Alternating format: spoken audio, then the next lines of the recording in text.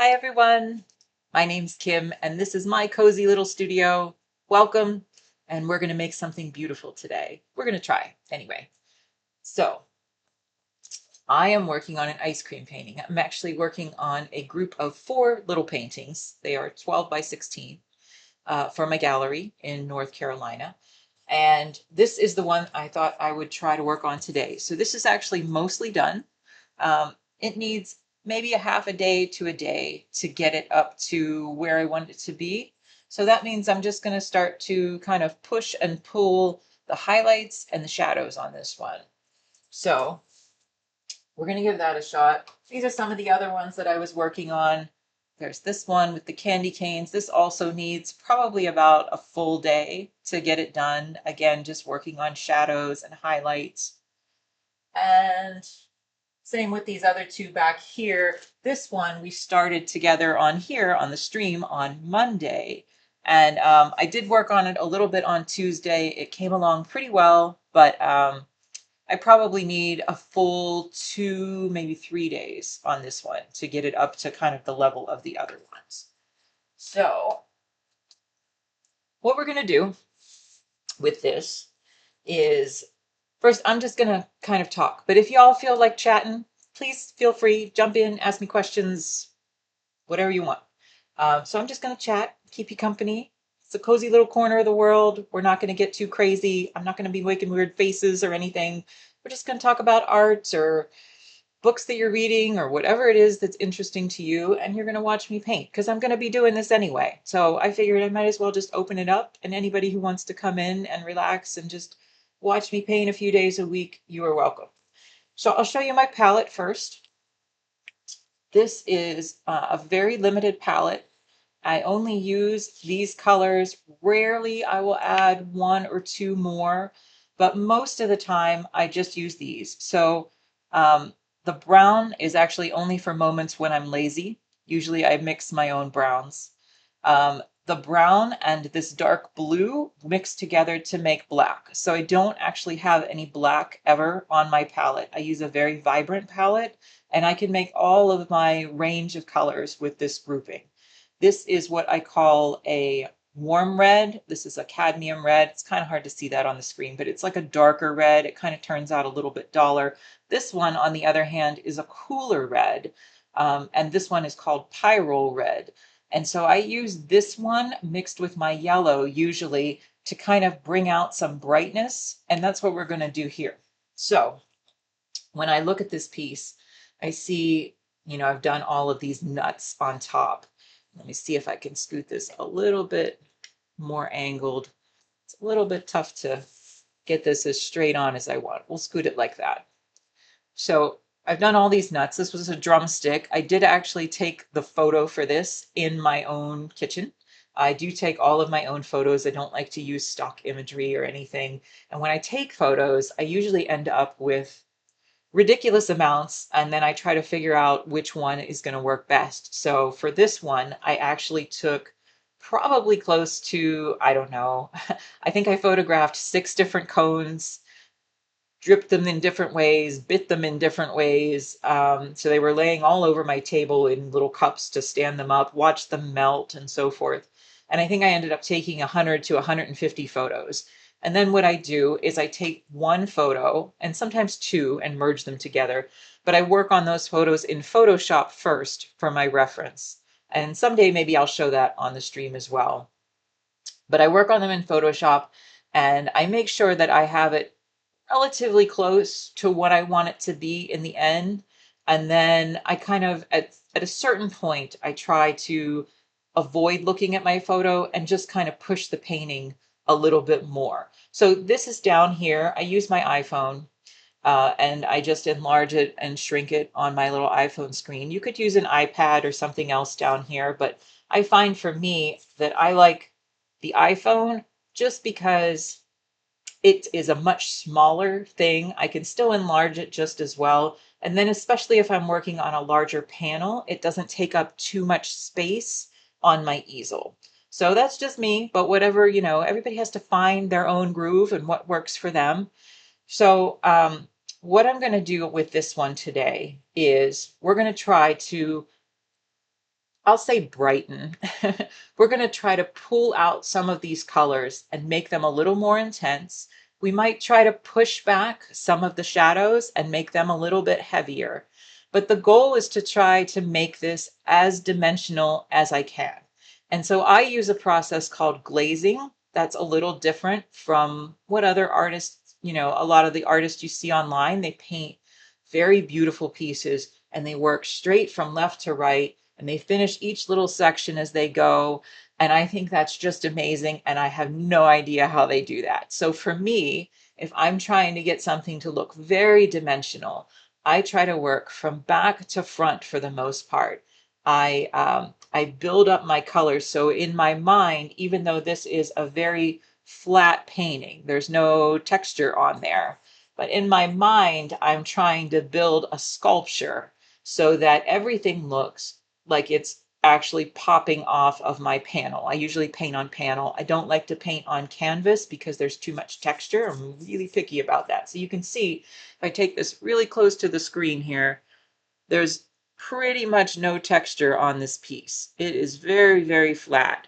But each of these areas is made up of, at least a half dozen to a dozen layers of paint that, again, I call glazes. So what we do is we use something called acrylic glazing medium. This one is by Golden, and it is a satin medium. And I just keep it in this little condiment cup. These are super convenient. Sometimes I will mix colors in these as well. You could store these with mixed colors in a Ziploc bag, and they will stay good for sometimes months, but I usually say at least a week. So I keep my glazing medium. There's no water mixed in with this. I don't use water on my painting. I do keep a little water cup here. And again, this is just, it's in the little condiment cup, but it's really just to wash my brush out in between. And I keep a paper towel right next to it. So I will use the paint, mix it with the glazing medium, apply it, and then when I need to change colors, or even if I've just been working on it too long, because acrylic does dry and it starts to get your brush a little bit crusty. So at that point, I will wash it off a little bit in my little cup of water, and then I will wipe it off on the paper towel. And that's really all I do. So I'm going to take some of this, what I called the cooler red and the cooler yellow colors, and I'm going to take a look at these nuts up here. And I'm going to just see if I can make those look a little bit more shapely, a little bit more dimensional, and a little bit brighter. I think that that's one thing that happens was as we go when we mix paint is everything tends to get very dulled down, especially if you add white to your mix. And you add white because you're trying to get different variations in your colors, and I totally understand that. I do it, and then it ends up looking a little bit dull. So what you can do, what I do, is I'm just going to show you again. I'm going to take a little bit of this red and a little bit of this yellow, and I'm not going to add any white to it. Because the second you add white to it, it's going to start to get a little dulled down. Now, if I were to apply this as is, that's really, really heavy and probably too thick. So I'm going to take some of my glazing medium and I'm going to mix it in here. And I'm going to add, I think, more yellow. Let's just see. We want it to be a nice, bright, orangey color, but you don't want it to be super, super red. And the nice thing is the glazing medium actually keeps your paint open a lot longer. And because of that, if you don't like what you do, it's very easy to take it back off. So again, if I mess up, what I will do is I would wash my brush. I would go back with a clean brush and just a little bit of the medium, and I would try to gradually take it off and wipe it onto my paper towel. So let's go ahead in here, and I can see these nuts up here. Let's start with these. And I'm just going to see if I'm going to take this, and this is acrylic glazing medium is essentially, if you want to think about it this way, it's essentially paint that is that has no color. So when you use it, and it's very thin, and it helps to you know, increase the way that your paint spreads onto the panel. But it can be used, you know, you could just paint it straight on there. Sometimes I will use that at the end to basically seal the painting because it'll just dry translucent. So I'm going to take this and I'm just going to go right up here and I can see just a little bit. I'm going to start out real thin. Let's put a little bit more on there. Go real thin, and I'm just going to go over these areas, some of the darker ones, some of the lighter ones where it's a little bit washed out.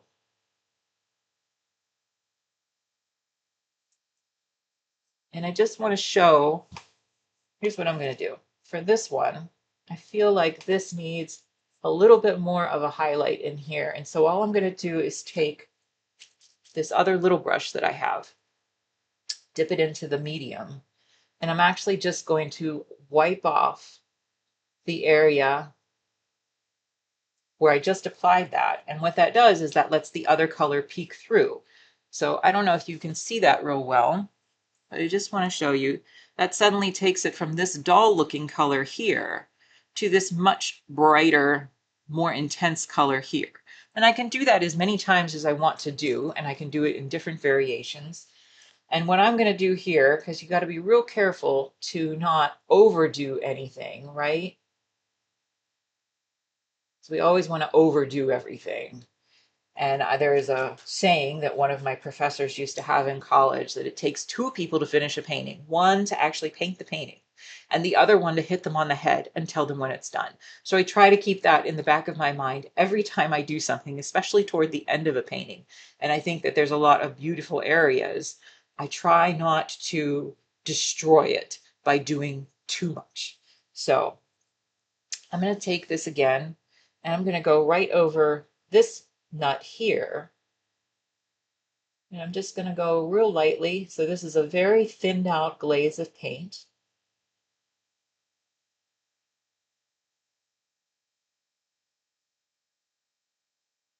And again, we just suddenly have something that's much more visually interesting. And I'm again going to take this little brush and just pull some of those areas where I just glazed and just try to, I'm removing most of it in those areas, but I'm also like here, I removed most of it. Here, I just kind of thinned it out. And so that again starts to look just suddenly much more realistic, much more dimensional. So I'm going to do that a little bit. And the way I paint, if you've never watched me paint before, because this is only my third outing on Twitch, I do put process clips sometimes on my other social media occasionally when I'm not lazy or shy. But if you've never watched me paint, I bounce all over the place. So I don't, again, ever go from left to right. I don't go in and say, okay, I'm going to finish all of this section today and then I'm going to move on. I kind of go wherever I feel like the painting takes me.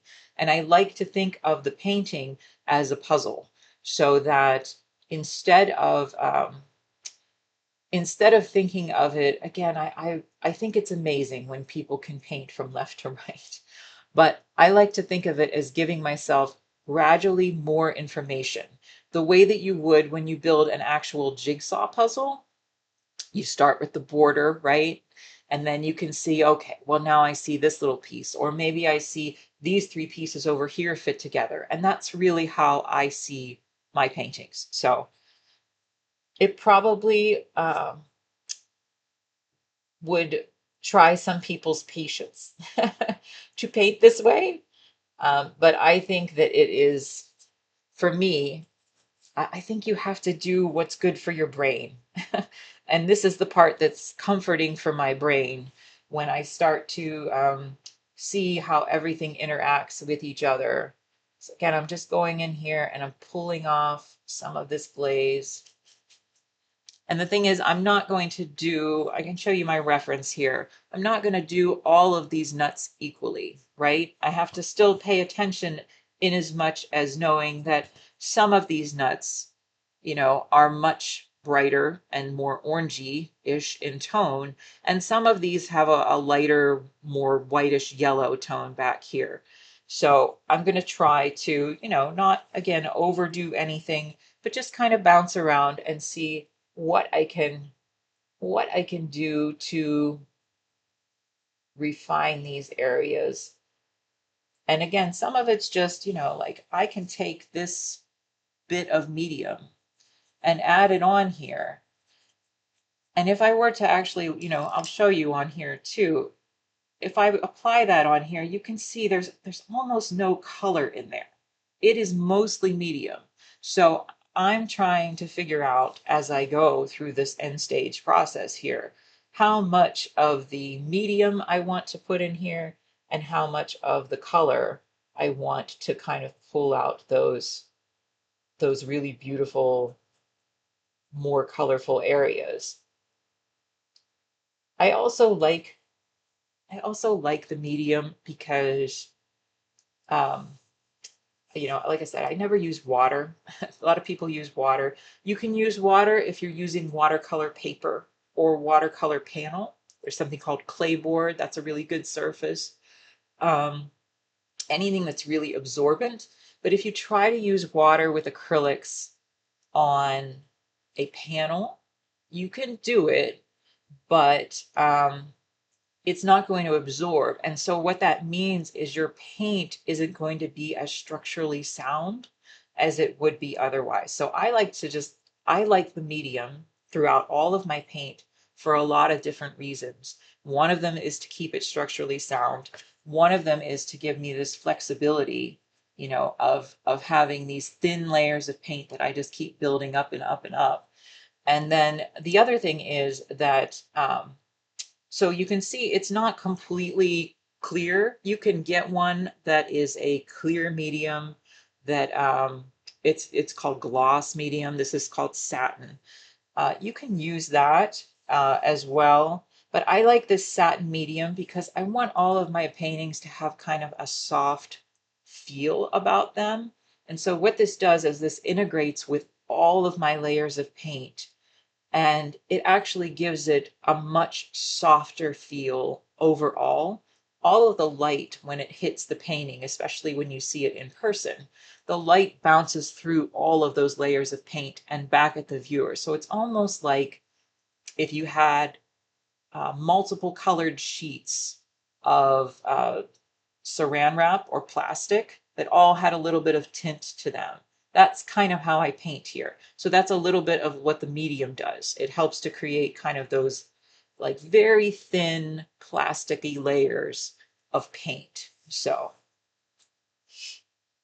I'm going to just go in here. And again, anything that I don't like, I can either take it off if I recognize it right away, or I can paint over it if I don't like it later on. Sometimes, on occasion, if I've let it dry and there's something that I really don't like and I have to figure out how to fix it, I will actually sand it off with a little piece of wet sandpaper. And that was something that I learned from another artist many, many years ago, that sandpaper does wonders. That is another reason why I paint on panel and I don't paint on canvas, because when I paint on canvas, I don't have that flexibility to sand anything in the way that I would on a panel. So we're just pulling out some of these nice bright areas with this red and yellow mix. And it's real important, again, to figure out your color palette. Like I said, this is our cadmium red, right? So that's like a nice warm color. It's also more opaque. So typically I don't glaze at least my final layers with a cadmium red. But the pyrrole red, it ends up being much brighter. It is what I call a cooler color, but essentially if you want to just think of it as a brighter color, that's how it comes across, at least for me. And and So though that is the one that I typically will use in my mixes for my final layers as I start to put those on, because it's really going to make it pop, but it's also going to let all the other colors underneath show through. If you try to apply a cadmium red, again, there's occasions where I'll have to do that depending on the circumstances, but it will be a little heavy-handed, a little duller, and it also is a little bit more opaque, and therefore it won't show all those colors underneath, those colors and shapes. So I work really hard to try to think of my painting, not just from the stage that I'm on, but to try to think of it how I'm going to get to the stage that I'm at today. So what layers I need to put, what shapes I need to put underneath in order to get where I am here. So I'm just going to keep glazing. And all of my pieces, they have probably, again, I'm going to say maybe a half dozen to a dozen layers of paint on just about every area. So it's a little different, than there's two main types of painting that people will cite. There's, I suppose, direct painting, which is what you see when somebody starts and they paint just in basically one layer that gets all blended together and moves across the length of the panel. And then there's indirect painting, which is more what this is referred to, which has the layering technique. But again, I love the ability to keep everything, all of the visual information and the little marks that I've made underneath, and still be able to see them in the end.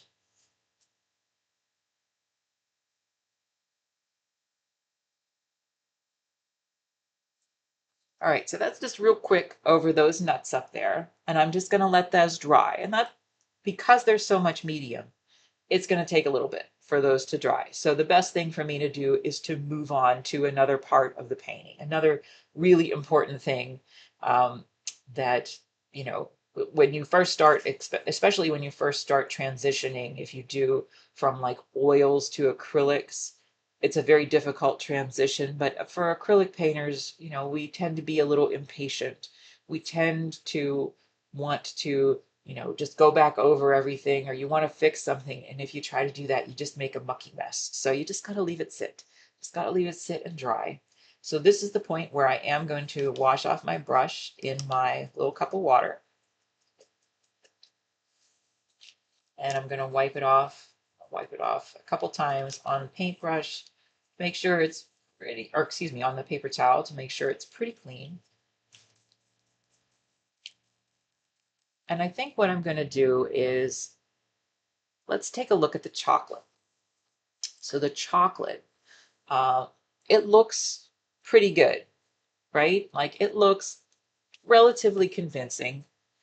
Um, it's pretty good, but I think it could be a little bit better. So I am going to take those same two colors that I just used, but I'm going to make it more dominant in the red over the yellow. So if I do that, I'm going to do that, and then I'm going to make it extremely thin again, because I want to test it out. So I'll mix medium usually into just one part of the paint that I've mixed, just toward the edge, because I don't want to thin the entire thing down. I want to be able to go back to it, but I want to be able to see how thin I need to make this to have it make the effect that I want. All right, so I'm going to go in here. This is all thinned out, and let's just give it a shot. I might have to tint this with a tiny bit more yellow, but I'm going to go right over all of this dark chocolate area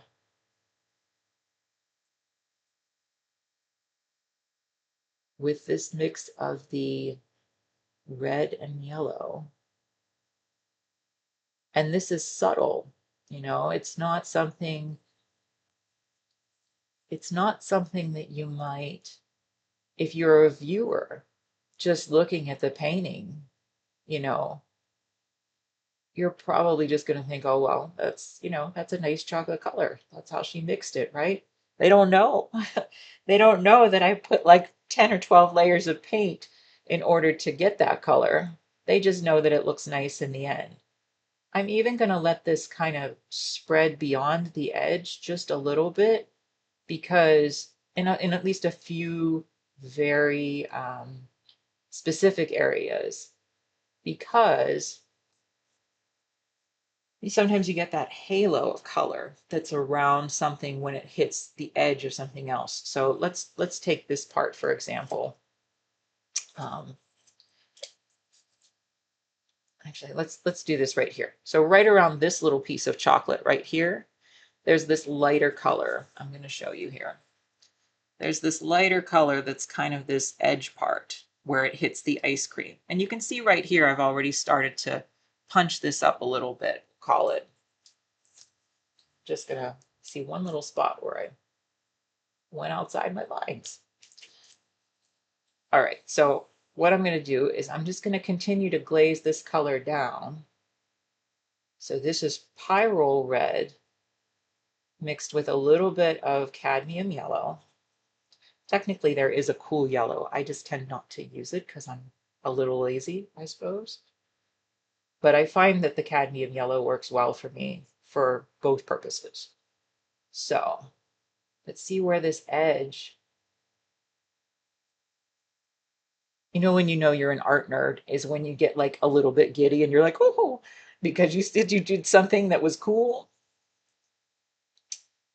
So this edge part here, now suddenly this starts to look just a little bit magical because this part where it transitions from the chocolate melting into the ice cream, now that I've put the glaze over that part, it looks more convincing. It's not such a distinct variation, but it also brings out the color from what I would say is a much duller feel, which is still down in these areas, to this area, which is a much brighter feel.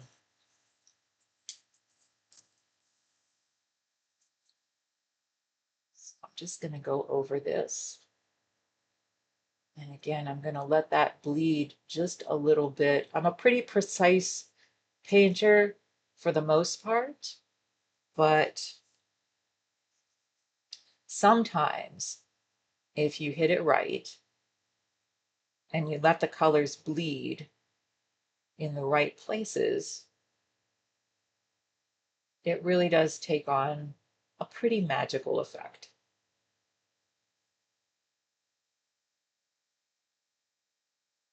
Just going to let this bleed just a little bit over the edge here. Take a little bit more color.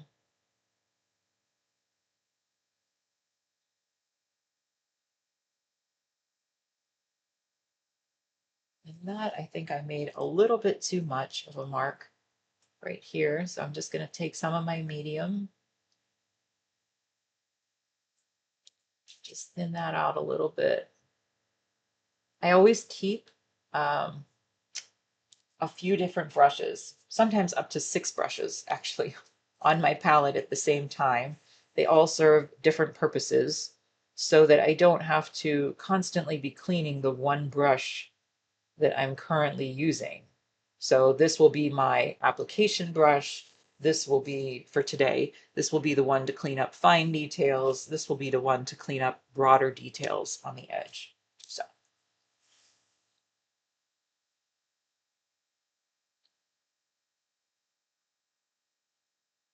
I just think, some of this stuff I figured out by accident. I think that's the best way to figure things out, right? There's no book that tells you some of these things, like how to paint chocolate. So, at some point I was like, how do I get this not to look so dull? How do I get it to really kind of take on the feel or the feeling that you get when you look at real when you look at real chocolate and the way that light hits it. And so, I mean, I always kind of worked glazing into my process, but definitely in the last few years, the way that I use it has changed in a good way. That I feel like I have more understanding of how it works so that I can achieve different effects with it. And some of that comes down to an understanding of color theory, or a specific type of color theory. And some of it just comes with practice. So, because not everybody paints chocolate, right? It's whatever you paint, or whatever subjects you like. And even if you're not a painter, if you're watching this, because I do hope there's people who aren't painters that start watching, I think that it can give you, I think that when you watch people paint, that it can give you a much more in-depth appreciation when you see a painting of how something was achieved. So maybe your brain starts going through this analysis, right? You look at it and you start to wonder, how did they do that? How did they make the paint do that? And the first real success I think that I had with that was I painted my first body of work, which I mentioned the other day, was that I painted um, some some photos that I had taken of the concession stands at spring training games in Florida, in baseball games. And one of them, the first one that I did, actually had a neon sign, a Budweiser sign in the background. And so I was able to make it actually look like it was glowing. And it was super cool. I still have it because I kept that body of work. And that was my first body of work, really, from like the 2010s. Um, but I kept it because I just thought it was so cool how you could achieve different effects by placing certain colors next to each other or by glazing certain colors over top of another one. And that body of work I actually did do in oils. So I did work in oils for a bit, but I found that it was cumbersome for me, not really conducive to my lifestyle. I didn't have the patience for the drying time or the cleanup. Acrylic, I have found, as long as you adapt it, which I've taken many years to adapt, but as long as you adapt it, you can you can really, I'll say it's not the same as oils, right? It doesn't look the same as oils, but I'm pretty happy with it. I'm pretty happy with what I can achieve with it. I don't in any way think that it is subpar to oils. If anything, I think that it gives me an ability to paint in a way that an oil painter would struggle to do. So I kept most of my oil paintings. I sold very few of them. I really only painted in oils for, I don't know, a year or so. And then I just, I started to get really frustrated when they would get constantly covered in dust and pet hair and so forth. So I just want to show you this again. We've really brightened this up down in here. So this chocolate here is really starting to look much more convincing. And it might take me, a couple layers to go back and work on it and push back some of the shadows a little bit more, but it is much more convincing, even at this point, than it was, what, 30 minutes ago when we started? So don't have a clock in front of me, so I lose track of the time.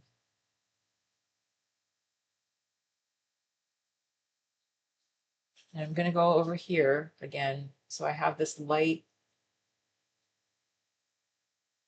this very light area where the chocolate was highlighted. But again, if I put this glaze over it, then suddenly it just looks lifted up, just so much better. I'm just going to continue that around this top area. I wouldn't always do this, by the way, because sometimes I lose track of where I am, but I don't want to go over areas where I'm afraid, because I don't have the steadiest of hands. So I often will put my hand down on my painting, which is a big no-no, but I do it anyway. You can use something called a mal stick, which is usually like a thing that you would brace, and you would put your arm on it so that you'd be able to control it a little bit better. I find that acrylics, for the most part, they dry fast enough. It doesn't bother me to rest my hand on my painting.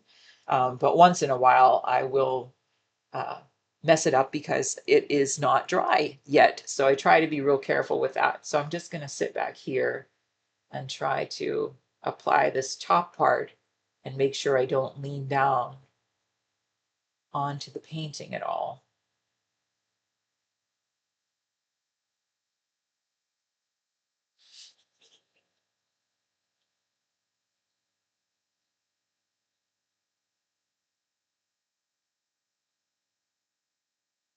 So I'm just going to look at all of these little areas and try to bring them out a little bit without messing up what I've already done. So you got to keep the beauty of what's underneath there,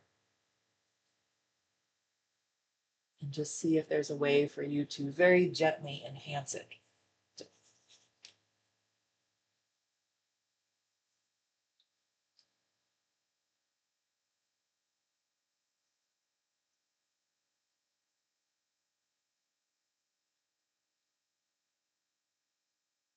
It's a very different way of painting when you try to think, what do I need to do underneath here to achieve, very complicated, very convincing shapes at the end stage.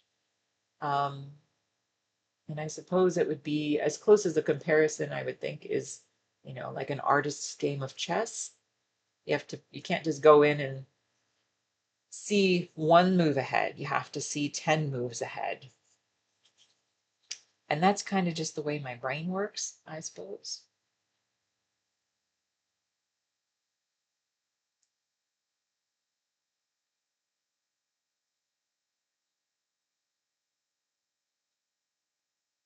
But geez, when you get it right, it can be really, really beautiful and really magical. And it does just take on an entirely different feel from a painting um, that suffers from dull colors. If you have a painting that suffers from dull colors, I highly recommend trying experimenting with glazing.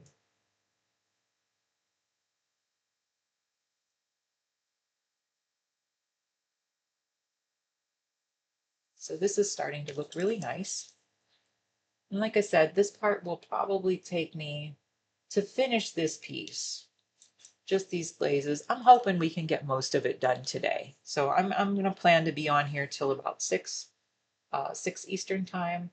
And I'm hoping we can finish up most of this piece today, if not the whole thing. But if we can't, we're going to make a really good dent on it anyway.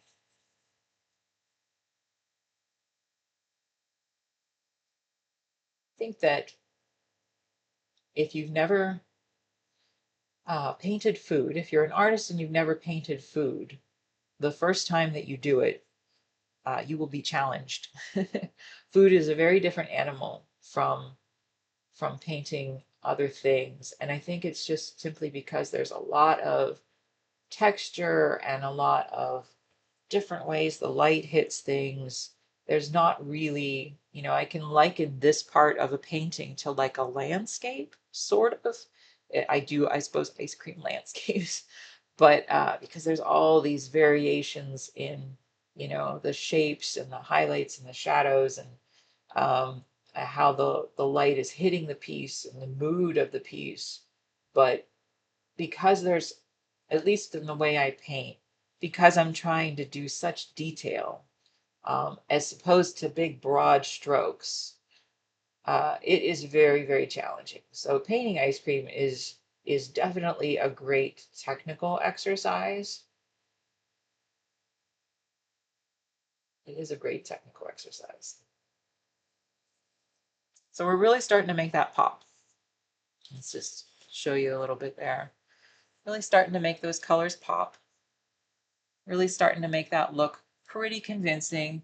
Sometimes when I would walk by this, when I wasn't painting in the room, and I would see this part in here, I actually thought it looked, if I can convince myself that it looks three-dimensional, then I think that I've done a pretty decent job.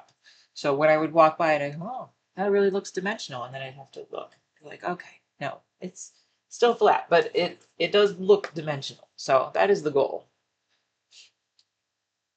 The other body of work that I do, because I do paint a lot of ice cream, and I'm going to be painting some other food and so forth too, because that is kind of my specialty. But the other body of work that I do is trompe l'oeil, and what I've done with that is I have made real life cookie sculptures, and I take the cookie sculptures as a trompe l'oeil piece, which means that I try to make it essentially look like it's as realistic and three-dimensional as possible, to the point of tricking the viewer. So those have been incredibly challenging to paint. I started those last year, and they have lots and lots of glazes on them.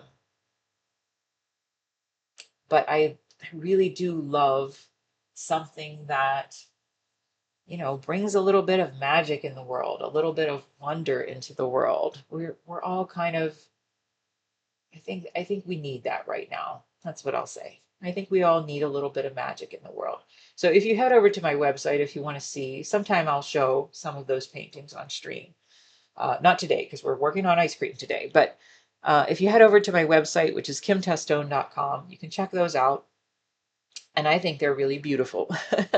And they're these beautiful narrative pieces that were made from cookies. And I think they kind of speak to the, if I can sum it up in one word, it would be hopeful. I think they speak to hope. Um, and so I really wanted them to be hopeful in content, but magical to look at. So you don't have to come to the table with anything. With any of my work, I think that you can look at it without bringing anything to the table, without bringing any, you know, uh, knowledge of art or knowledge of, you know, of well, anything. You come and you admire it for the beauty. You connect with something in it that's nostalgic. That is my goal, is to make things universally nostalgic as much as possible. And so with the cookie pieces, I mentioned this the other day, but you know, I got for one of them, which I call the Daydreamer, and it is a scene of a horse, cookie horse with a gingerbread barn and a pretzel fence, on against a swirly frosting sky and grass made of frosting, and again, flat paintings. But when I posted one of the videos, it went viral on TikTok and got over 400,000-ish views, which is huge for me. So when it did that, it got so many nice comments, and I remember one in particular, that was from a mom with her little boy, who said that she showed it to her little boy, and he said that it was the most amazing painting that he'd ever seen. And I think that that is, you know, like, who cares about being a social media star? If you get a nice comment like that, if you've made that kind of an impact, like, that's the world I want to live in, right? And so that's part of the reason why, when I say that's part of the reason why I'm starting to do this. Because My husband actually suggested that I do this. I'm going to be in my studio. I'm going to be painting anyway. I don't mind talking about my art. Feel free to chat with me if you want. But it's the world that I want to live in. Is the world where people can just be comfortable, to be themselves, right? And to lift each other up. Is this very naive? I want to live in that world. So I wrote recently. I have this thing on my site that you can look at. I have a print club. And so I have two actually, but you can get little prints of my paintings each month. And I have one for my ice cream and one for my cookie pieces. And I wrote recently that um, the piece that I sent out this past month was called Tiny Pretzel Cabin. And it's, a little 6-inch piece. Um, and I'm just going to move down here to the cone. We're going to start working on the cone here. So I've taken that yellow and red and mixed it with some white. We're going to start to pull out some really bright highlights here. And I did tint it with just a tiny bit of phthalo blue, which is this color down here. And I consider that to be a cool color. So it's going to help me with my highlights. But anyway, I sent out my print club and I included Tiny Pretzel Cabin because it was what I painted it because that's what I was feeling in that moment. I wanted to go live in a tiny cabin in the woods all by myself. And if you've ever read the book uh, Walden by Henry David Thoreau, there's a wonderful chapter in there called Solitude. And the book is from the mid 1800s, and it was about the author going and living in a cabin in the woods by himself for, I think, a few years. And it's just a wonderful sentiment about getting away from the noise, right? Like, even though, the world was different, the world has always been different, but the world has always been somewhat noisy. And so I don't want this place, to be, and I say this place, like when you're here with me, I don't want this place to be anything but peaceful for y'all. I want this place to be someplace where you feel comfortable coming. I'm going to try to be on here Mondays, Thursdays, Fridays, and Saturdays from 2 to 6, pending technical glitches, because I did have a couple now and then. But I think we figured most of it out. But I want y'all to just come in and hang out with me. And, if you want to just listen to me ramble, that is totally fine. If you want to just watch me paint and turn the sound off, that is totally fine. Um, if you want to come in and make stuff yourself, I guess that's my dream, right? Is just, I hope that whatever y'all are doing out there, that you feel comfortable being creative as well with me in my studio. And, that could be that you're doodling, it could be that you're writing, it could be that you're baking, it could be that you're crafting, whatever it is that you're doing. Like, I I want to live in a world of artists. So since that's not realistic, I'm going to make this place and everybody can come hang out with me here, right? And we'll just be a world of artists and people who love art and people who love literature, or just talking about, I have a little garden. I'm going to ramble about that occasionally. But whatever, I just want people to feel comfortable, I guess, coming here and being themselves. Because I don't think there's enough of that in the world right now. I think that, I find social media a necessity, uh, but exhausting. and and so it tends to be something that, you feel pushed. You feel pushed to be something other than what you are. And I think that that is dangerous for society as a whole. I want people to feel, that their ideas, that their creativity, um, all the things that make them themselves, that they're free to be that. I have a pipe dream. There is that all artists will be able to essentially find ways to support their craft in any capacity. And I say artist, whether you're a painter or, some other kind of fine artist, whatever it is that you do creatively. I think the saddest thing is when people have to give up their creative sides for, whatever obligations they have in life. And everybody goes through struggles. Everybody goes through times like that. But my hope is that everybody can find some way to feel lifted up, to feel encouraged, and to be able to support themselves. There is actually there are programs that I admire so much. I know in Ireland they have started a program which is, I believe, still in a testing phase. That is I think it's called something like basic support, basic income for artists. And so the people, I don't believe it's for everyone right now. I think it's just, like I said, in a testing phase. But artists can actually get, their basic income needs met. So that gives them the freedom to just be creative. And, so that, anyway, there's my little ramble for the day. But I want everybody to have that freedom to feel like they can be themselves. So I appreciate you guys being here with me. And, I haven't actually put the word out very much about this yet because I consider myself to be practicing right now. This is me practicing. But I do hope that it's someplace that people can feel comfortable. I do think I actually have, by the way. I don't have the do I have it here?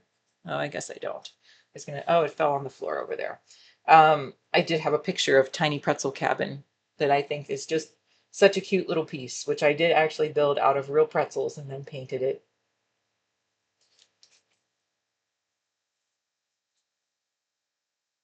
So you can see what I'm doing here, in case it's not clear during my ramble, is I am pulling out some of these highlights here on the cone, right in here, to try to give it a bit more shape. And what I'm going to do actually, and sometimes you have to do this, is I'm going to first pull these highlights out, and then I'm going to actually let them dry because these are pretty light. And I do that on purpose sometime. It's just the way I work, but they're pretty light, but they're making much more shape and dimension for me. So what I'll do is I'll actually let these dry, and then I will go back over them with some of the glazing again. So, because again, I talked about how things can dull down pretty quickly when you start to mix white, but sometimes you need to mix the white in to build the dimension, and then I guess it would be considered backtracking, but for me it's not. It's just part of the process. I build the shape up and then I push it back again. So I'm going to go over this, and then I'm essentially just going to go back over those areas with some glaze.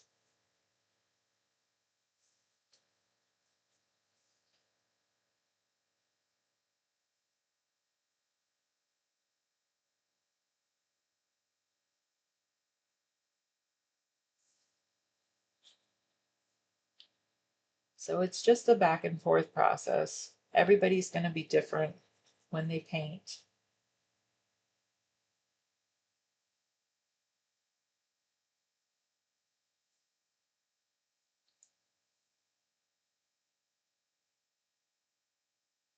And I noticed when I was painting on Monday, which was technically my second stream, but that I do this weird little thing when I paint, that is, I I make a gesture several times before I actually touch my panel with my brush. And I think that it's in part so that I understand where I'm going and that I don't apply things, in slightly the wrong place.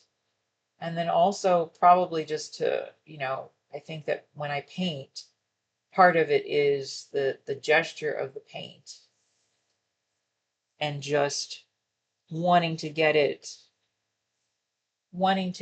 down in a way that doesn't feel like a stilted motion, that it feels like it has a little bit of life to it, I suppose. So that's part of it.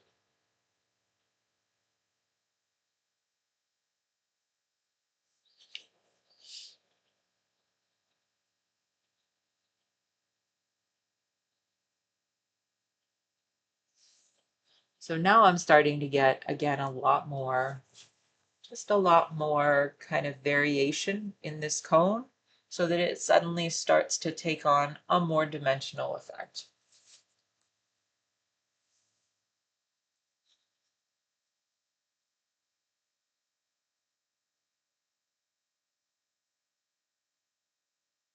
And we're just going to do this just a little bit. And then, like I said, we'll let it dry and then come back to it.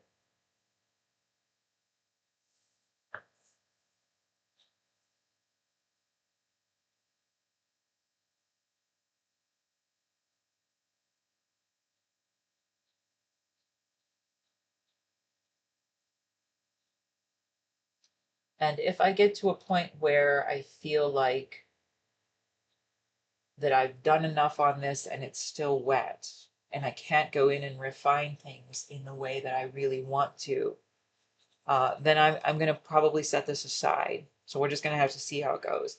But we'll probably set this aside and just start working on something else. Because again, it's very important just to let it dry. All right, so I'm going to go up here and I'm going to very carefully try, as I said, to avoid putting my hand in the paint, but I am going to try to pull out some of my details a little bit in some of these areas. So I have this little flickering of nuts right in here, and I'm just going to try to give a little bit of highlight to some of these edges, just where the light hits.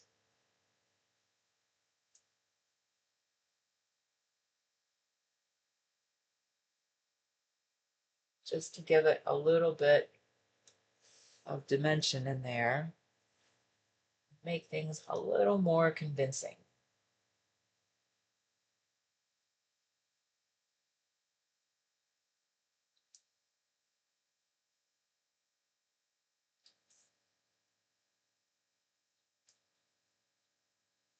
And you're going to have to forgive me because I have found that since I hit my 40s, that I have to put my glasses down on the bridge of my nose sometimes in order to see the details.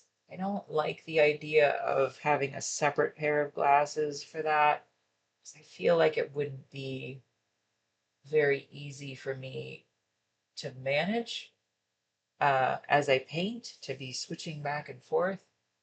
But when I really need to see my details, I find that this works. So,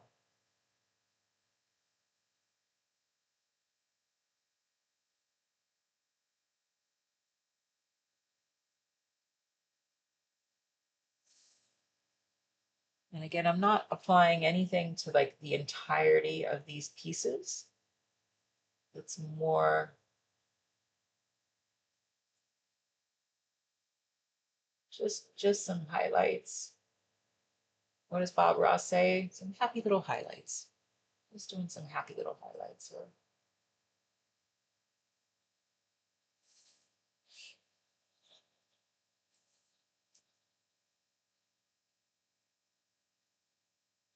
I tend to have to, sometimes I like to say that photographs lie.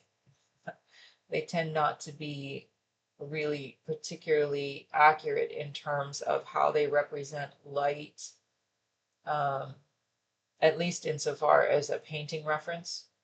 And so there's a comic book artist actually, and I heard him once say, you just have to decide, decide on the direction for your light, and then let that guide all your choices. So that's, I'm not always perfect with that, but I do try to do that as much as possible.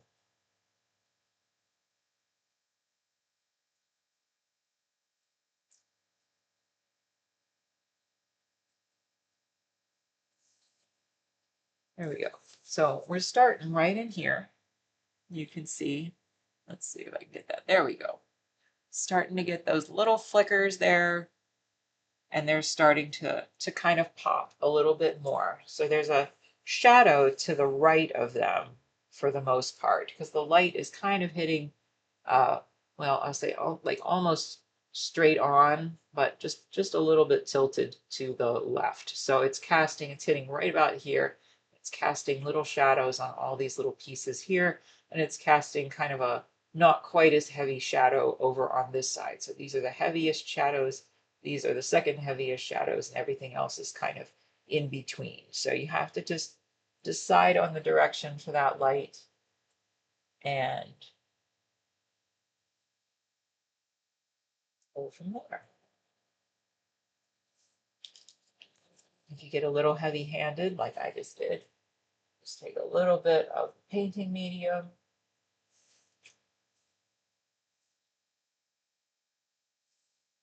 and that. I don't know why. Uh, I've been like this since I started painting, and I just really like having lots of small details in my pieces. And I don't know why. Life would be a lot easier probably if I didn't paint that way. But it's kind of my thing. I like having lots of little details. Maybe it's because I was always intrigued by other artists who could achieve that, I suppose. And I know that in school, in college, that I actually used to get scolded for that. Um, and what I found years later, sometimes I see people say, on various platforms, do I really need an art education? And I think that my answer to that is I think you need an education. I don't necessarily think that you need an education in art. I did get my bachelor's degree in art, and then I have a master's degree in uh, arts administration. But as far as being an artist, most of what I learned was self-taught. As far as being a painter, there's some things, there's uh, some sayings and some thoughts from my professors in school that I do remember and harken back to occasionally. But really, I think that a lot of my time in school was the professors essentially, and I'm sure it's different for every school, right? But it was the professors essentially trying to get everyone to make art the way that they made art. And so if I someday I will show you, um, but I I did a lot of very dark, very serious self-portraits, introspection, you know, crazy, sketchy lines everywhere, connecting everything. And, I thought that at the time that was what an artist was supposed to be. And so there's a lot of that that I think was actually quite harmful to me as an artist developing. I don't think that I think if you are at a point, if you feel like you're mature enough to understand going into art classes or art school, that you have to go in and just take some of the knowledge, and then you have to be brave enough to do your own thing. Because there was a long time where I beat myself up, like, all right, I'm just not doing this right. I'm not doing this right. This isn't what they want. I'm clearly never going to have, the skill level that is required to be an actual artist. And but I do think, like I said, I think education is important. I think that having an art degree certainly opened doors for me, but I think that it would simply be having a degree would open doors, because what that does is that starts to prove to people that you are essentially responsible enough to, adhere to deadlines and so forth.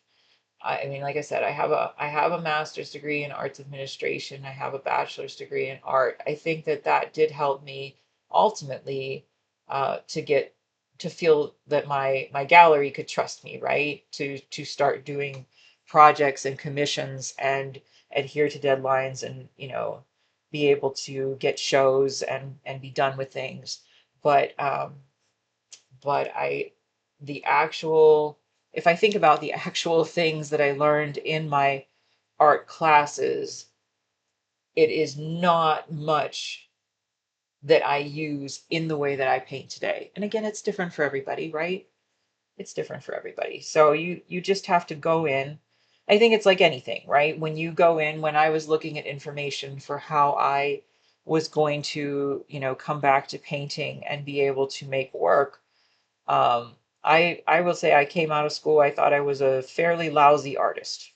And I did have some art jobs. I used to um, cut silhouettes and do caricatures at Disney World. So that was quite a long time ago. That was when Animal Kingdom opened up, if that can tell you how old I am. But so I did that back in the day. And there's a lot of things that I learned from doing that. So having the art education helped me get those jobs so that someone felt, I was somewhat trained to be able to do things.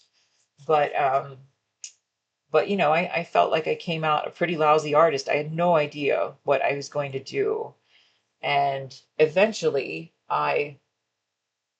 after working a number of years in other type of non-art jobs, I decided, you know what, I really want to work in the arts. So I looked it up. There was a magazine that was local, and I wrote them a letter and said, I'd like to come work for you. So it was just a small art magazine, and they interviewed me, and I got a job, and I was there for about 5 years.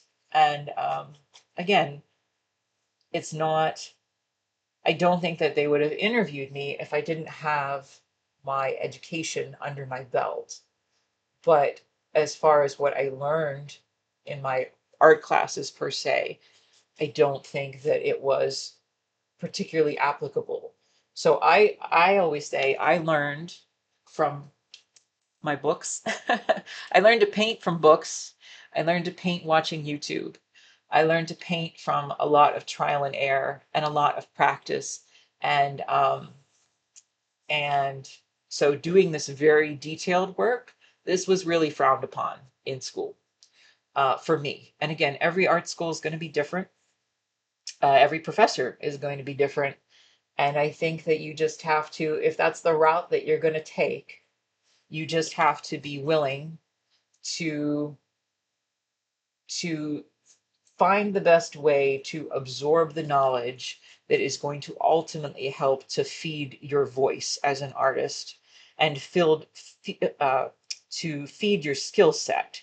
So if you try to go in and think, I mean, it was, if I look back on it, there was an MFA program at my school. I didn't go that route. I just got my bachelor's, but or a BFA, excuse me. I just got a straight up bachelor's. I didn't get a BFA. But when I remember going to the show for the BFA students, every student's work looked the same. Every student's work looked just like the professors. And So I don't think that that was beneficial to uh, a longer term view of what you're going to do as an artist. So I try to say, like, for me, how did I get to be a food painter? Because that's kind of a weird vocation, right? And I started coming back to painting, about 12-ish years ago. And um, I started by, painting the things that I was familiar with. So my husband and I, we like to go to baseball games. I thought I could paint the stadiums, but I got yelled at by people who didn't like their photo being taken. And I totally understand. It's a different, there's a lot of places where that would probably work out better, and the places that I chose, it just didn't. But I wanted to have full creative control and not have people yelling at me. And so I started painting at home. And I started doing still life, and I found that food was creative. So I could I could sculpt things, I could control the lighting, I could, choose my subjects, and it was all pretty peaceable. So, but it took a long time, it took a long time to figure out what, and I'm still, I'm the work that I did last year, the body of work that I started, that's the most authentic thing that I have created. But I'm still honing that. I'm still honing my voice as an artist. I think that that should be a lifelong pursuit. I don't think that anyone, no matter how gifted and how experienced they are, should ever think that they've arrived at something that they are unwilling to change. Because artists, we reflect all different parts of society. And so we have to keep growing and we have to keep learning. So I'm just going in here and I'm pulling out all these highlights again on these other nuts. Just the ones that are kind of more the whitish, the whitish yellow, I'll call it.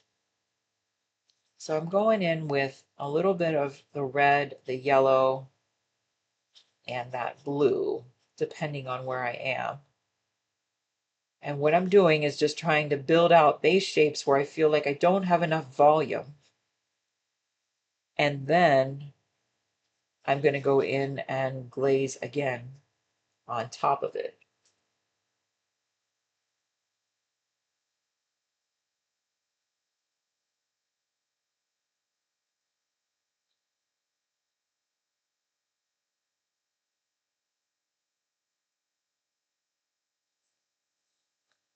So that's starting to look really nice. I'm starting to get real content with this piece. I will say, that again, artists, we tend to, especially somebody like me, where we're super detailed, right? We tend to overwork things. We tend to not know when to stop. I mean, if you told me I had one painting, one gigantic painting, or one small painting, and that was all I was going to work on for the rest of my life, I'd be like, okay. And I would just keep going with it. And I would keep changing it and changing it and changing it until I got to something that was, you know, as close to perfection as I think that I can get. But that does tend to suck some of the life out of things sometimes. So I have to find that balance for me.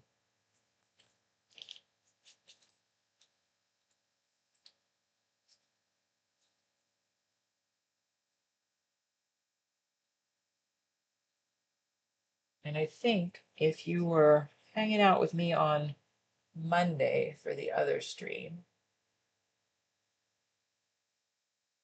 then you might remember that sometimes I turn my pieces upside down. So I'm going to do a little bit more here. And then I'm going to flip this upside down, I think. And I'm going to try to just revisit some of these nuts up here from that differing upside down perspective.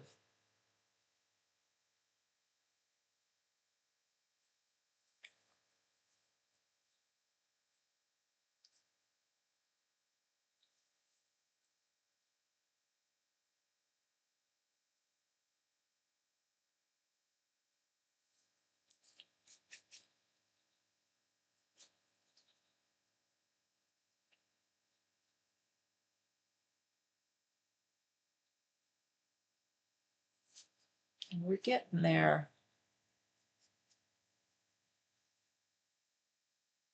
Again, I'm just going to try to be real careful to not put my hand in any wet paint.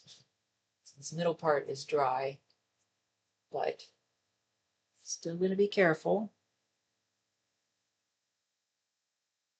Just trying to pull out a little bit more shape. And then again, we'll go back and we'll just glaze it again. So that is the nice thing. Glazes are pretty forgiving.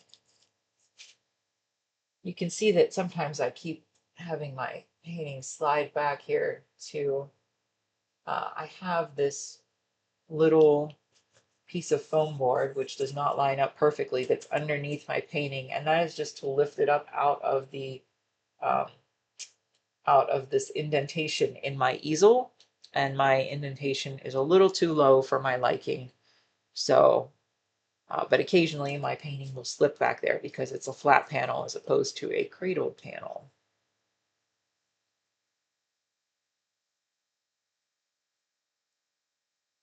Just gonna go right in here.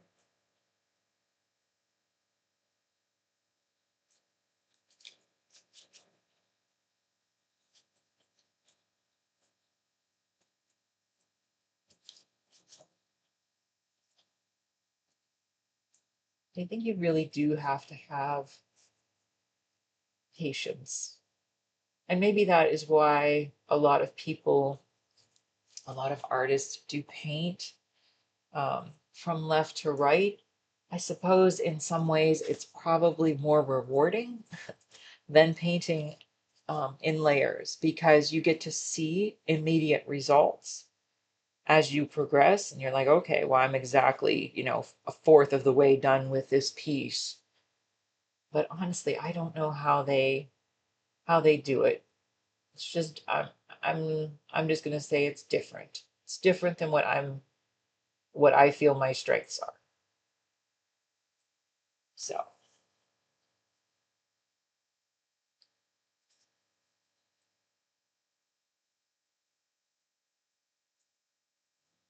here,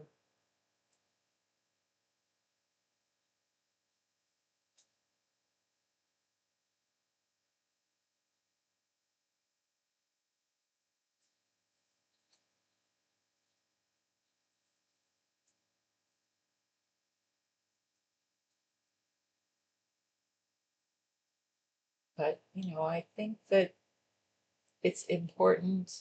Like I said, I never want to get to a point where I'm like, all right, I've mastered this, right? I just never want to get to that point, as I think that you can always learn. And so I'm happy to share what I know, what I've learned. And then my hope is that, anybody who is an artist, if you hear this and you can use part of it, great. And if you think, well, that's not for me, like that's okay too, because it's all about finding what works for you specifically. And I think that that's true for anything. I last year I started a garden. I am a very mediocre gardener. Um, but I'm moving now into my second year of doing it, and I realized this morning that I've learned a lot. So I have things that are growing that weren't growing last year. I've learned how to move things around to, I have a pretty dark backyard, so I have a hard time getting sunlight on certain areas, but I've learned how to manage that better. And so I'm pretty pleased with my progress for that. But, I started to learn to garden by watching YouTube videos, and what I found is, boy, they're not always very helpful. And that's because everybody's circumstances are different, right? Everybody lives in different parts of the world, parts of the country. Everybody has different soil. Everybody has different vegetable preferences. Everybody has different shade. Um, so you can take some of what you can learn there, but then really you just have to kind of take it and run with it and figure out what's going to work for you. And I think the same is true of painting. I don't think that there's one formulaic way to say this is the way to do it and I have mastered it. I just don't think that that's realistic.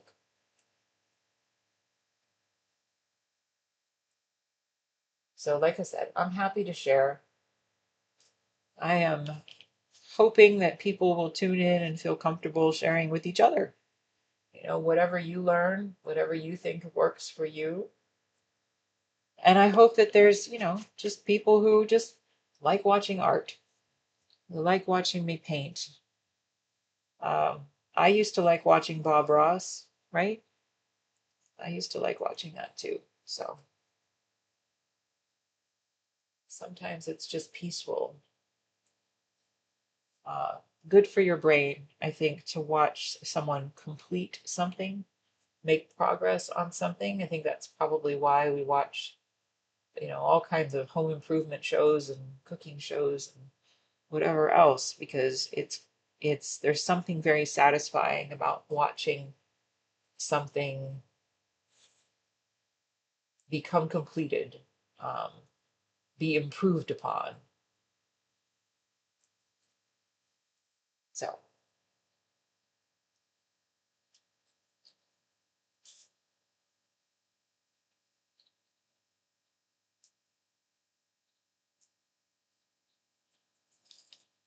all right. So I said I was going to flip this upside down. I think I lied. Right now, I'm going to go in and I'm just going to glaze a little bit more. I think that this is dry.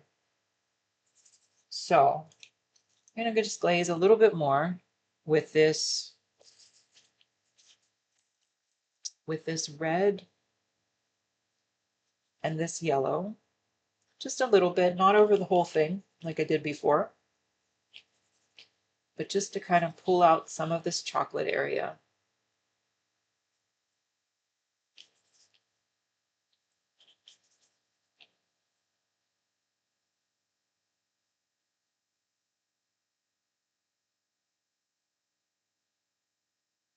Just a little bit.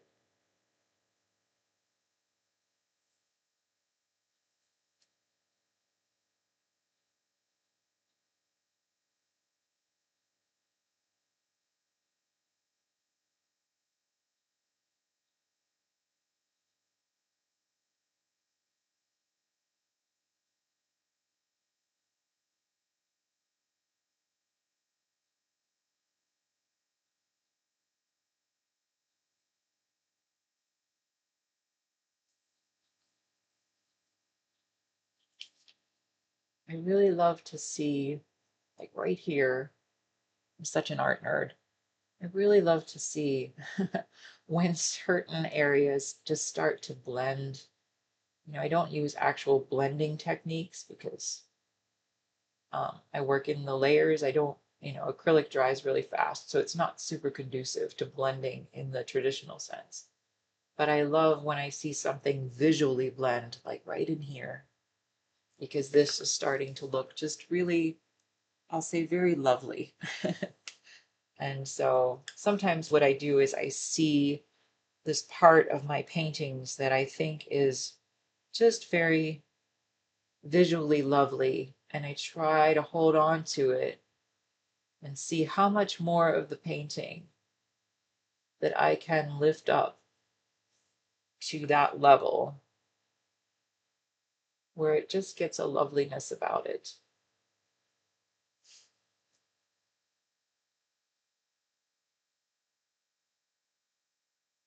Another thing that I've realized recently about my pieces is that, I paint under a very bright light. And, typically, um, art is because they're afraid of fading, because people are afraid of fading. Art is typically not hung in areas with very bright light. It's usually kind of, you know, it's protected off in the corner. And I totally understand why that is so. I try to use very light, fast pigments that are not particularly prone to fading. But I like my art, I like my paintings displayed in brighter areas because I think that when I said that comment earlier about how the light passes through the layers of paint, I don't think you can really do that in a dark corner. Maybe that is the way that, you know, a lot of work, a little bit of something in there, a lot of work gets hung, or excuse me, is produced, perhaps with the intention of it being displayed in areas that hide some of the imperfections, I'll call them. It might not be imperfections at all. They're just the way that something was painted, but they do give it a very soft look. And I really like I really like my pieces to be hung in much brighter spaces. I tend to like, white walls. uh, but that's not the only, you know, that's not the only measure of that. I just like when light hits them. I don't think that this full range of color, like the parts that I'm glazing on now, I don't think that those are particularly, um, what do I want to say? I think they're particularly highlighted or particularly that the attention is drawn to them when they're hanging in a dark space.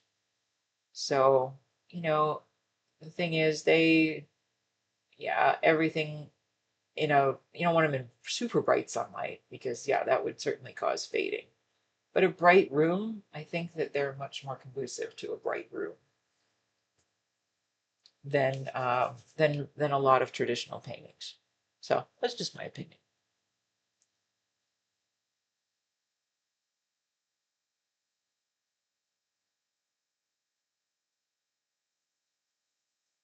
So I've pulled out quite a bit of this. See, now that was an accident, but I like it. So I'm going to leave it. So this little part, I put a little bit too heavy-handed in here, but I like it. So I'm keeping it. And I think it makes a really nice reflection of the light hitting the milk chocolate color and all the things that come with that. So we're going to leave that. And I think since I'm facing upwards and I want to let that dry just a little bit more, we're going to go back to this part that I said earlier, and it's not too bad down here, actually. It's not too bad, but I'm still going to go in and I'm just going to glaze a tiny, tiny bit of the yellow and red, just a tiny bit to warm up some of these highlights that I just put in here. So just right over that, put a little bit more yellow in there.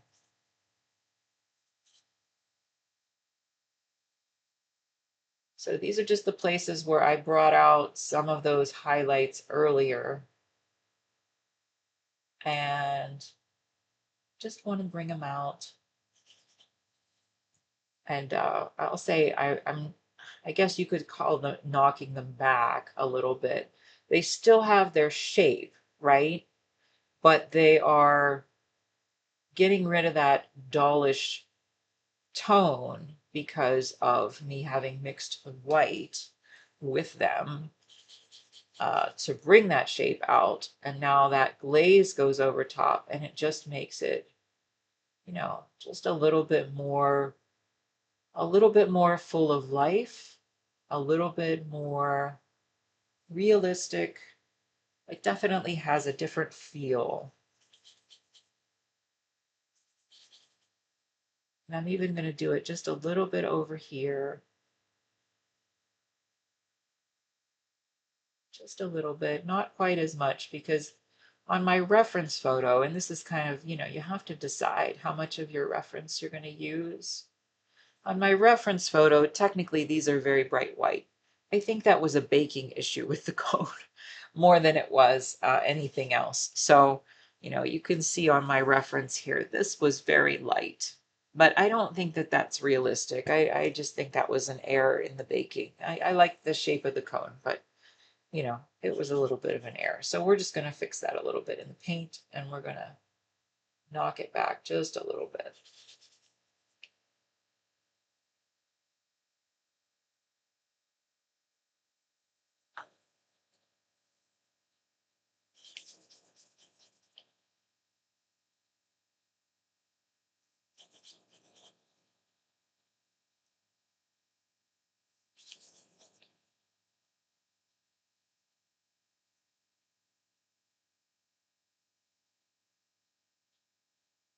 Just a little bit in here.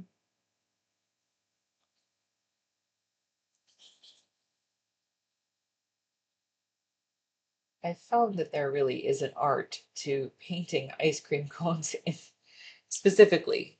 Um, and I see a lot of people struggle with it, where their cones end up looking very flat.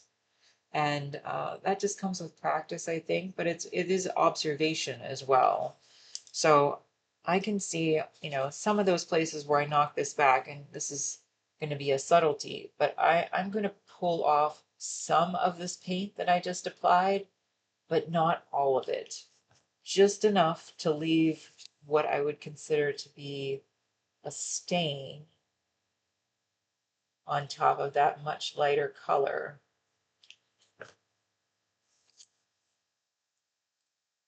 but not as white as it was. So we're just putting a little bit of the painting medium on here. Do it over here too.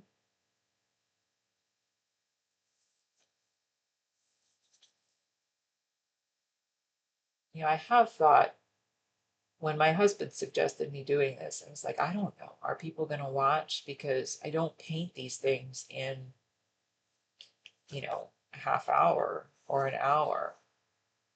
Um, I am going to try to occasionally put up or work on what I would call some studies. So some smaller pieces and some faster pieces to see what we can get done in 1 or 2 painting sessions. That is going to be good practice for me. You know, there's nothing that prevents me from doing that. I think it would be good practice for me because sometimes I do get mired down in these very long, time-consuming pieces. But I do still think it's interesting again to not, maybe that's just the art nerd in me. I do think it's interesting to see the completion process for something or the starting process. So I'm going to try to focus on those in particular.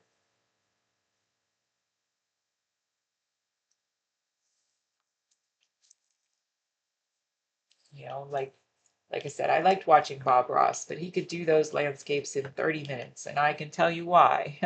And it's just not the way that I paint. So does that prevent me from, you know, doing my thing? I hope not. I hope that I can be at least somewhat peaceable and um, keep you a little bit of company. All right, so we pulled out some highlights there. I think what I'd like to do is I'd like to try at this point, because I feel like everything's coming together pretty good. This looks pretty good, if you want to qualify it that way. but I do think that I need to work on some shadows. And, you know, shadows are sometimes when you get the shadows right, all of a sudden things really start to um, things really start to jive. Things really start to take on a whole different look. So I'm going to just fix one more thing up here that I can see, which is these little drips that I have on this one piece of chocolate. So I'm fixing that with a little bit of my dark blue, a little bit of red, and a tiny bit of brown. Just want, so it's ice cream that's dripped down onto this chocolate, but it is in shadow, and so it's, you know, it's not straight up white coming down onto this. So let's just see if we can get that a little bit better there. Okay. So I think I'm going to work on the shadows, and I'm going to take just a quick break and get a little bit of water. So just hang out and I will be right back, okay?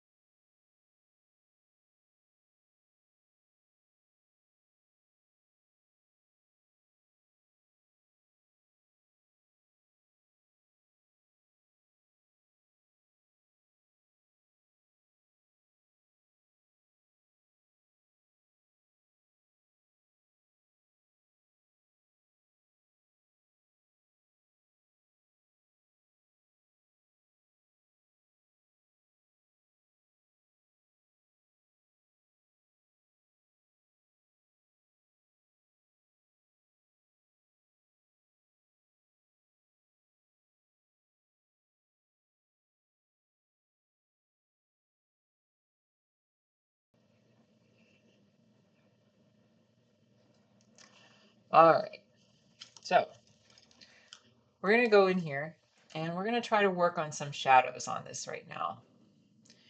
So the way I'm going to do that is I'm going to go in with my darkest shadows first, which I use this this very dark blue, which is called Payne's Gray, and I use this burnt sienna here, or excuse me, burnt umber. And so when I mix those together, they'll form a black color. But it's not a straight up black. I can tint it just a little bit in one direction or the other, depending on what I need. So I just try to experiment a little bit. Sometimes it's a little bit warmer with the browns. Sometimes it's a little bit darker with the blue. But we're just going to play around with it and see what we can get. So I'm going to go in here, and again, I'm going to put my glasses down on the end of my nose because it does help me to see a little bit better. So some of these shadows are actually already defined, but I'm going to go ahead in anyway and glaze over them because, like I talked about with the light bouncing through the layers, I find that instead of having one really deep shadow layer, that it's often much more convincing to have a few layers, two or three at least, where the shadow gets kind of built up. It makes it look, I don't know if you can see, let's see if we can look at this. Because right now already, this little shadow here looks far more convincing than, say, these shadows in here. It's a much harder shadow in terms of how dark it is in this deepest area, but it's also just has more depth, if that makes sense. It's something that really, you can only really see it, you know, in person, I suppose. But we're going to try to just work on these. This also helps to clean up some of the rougher edges where, you know, maybe when I was glazing, I got a little crazy and went over the edge a little too much. Or maybe I had a stray, you know, like right here, I can see there's a little stray brush stroke there. So I say that I build the paintings from back to front, from dark to light, but that's kind of a fib. I do that for most of the painting, but then at some point you have to just go back and start to refine the details, and that's going to mean that you're going to have to work back and forth and back and forth with the highlights and the shadows, making them just a little bit more refined.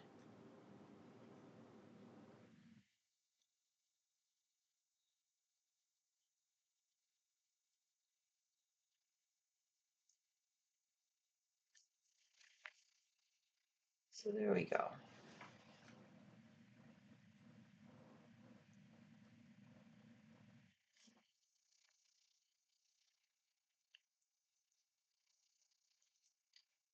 So this shadow over here on this piece of chocolate, I can see isn't quite this harsh shadow. So I'm going to put a little bit more brown in it than blue. And it's going to be just a little bit lighter of a shadow there than some of these other areas. I'm going to clean this edge up a little bit. Again, just using a little bit of my acrylic painting medium, not water. Don't want to use water.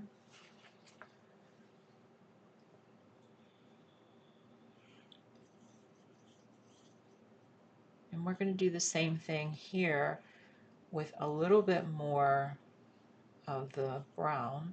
So it's got a little bit of blue in it to make it darker, but mostly it's this brown color. And again, I kind of use browns pretty sparingly.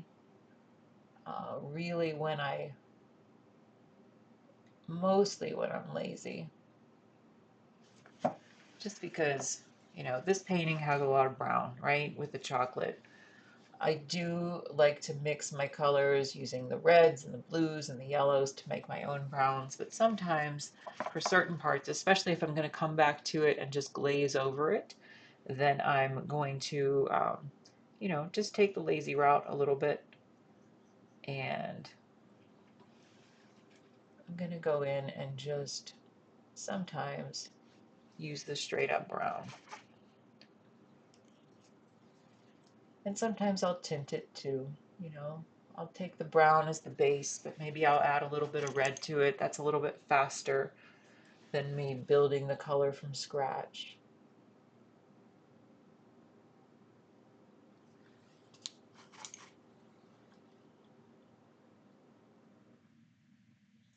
So just gonna go in here. And so I really think that, for me, and again, everybody has to do their own thing, right? But for me, I like the variation that I can get in terms of how deep my shadows are, or how much they have color in them by using this method of mixing the colors together, as opposed to trying to create colors and mix black into them in order to get something that is, um, I guess, kind of close. I haven't used black, the color black, I haven't used in years, straight from the tube. So it's very, very rare. Even when I would paint trompe l'oeil pieces that had black lettering on them, um, like when I used to do recipe cards as trompe l'oeil pieces that had, black or blue ink on them, which I replicated with my tiny brush. And even then, I would uh, not use black. I would mix using different types. You don't have to use this specific blue and this specific brown, but different types of blues and browns together. And that tends to create a lot of variance in the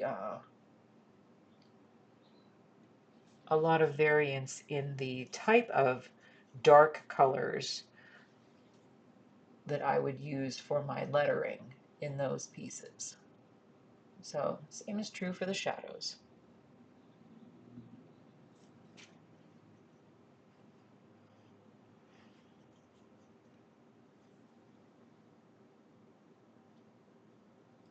And again, we try to get as close as we can to something that's accurate, but like if I mess up, I know it's not the end of the world. It might take me more time to fix something, and that stinks, but it's not the end of the world. It's just paint, and I can paint over it.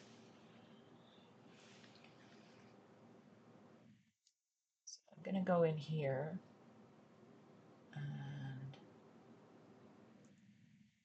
try. This is a tricky area. I don't want to go overboard making this area too dark. It is in a heavy shadow, but it also has some heavy shadows within it. So if it's possible for me to, go in here with a semi-dark brownish blue, just a little bit, to create a more, a richer shadow on here, but still leave room if I want to go in and create a very heavy shadow on all these little flicks of the nuts that are sitting in there, then I still have the space to do that. And so that's a tricky thing, because you never want to, when you're either creating highlights or shadows, paint yourself into a corner so far that you don't have the room to go either much lighter with your highlights or much darker with your shadows. So that takes practice.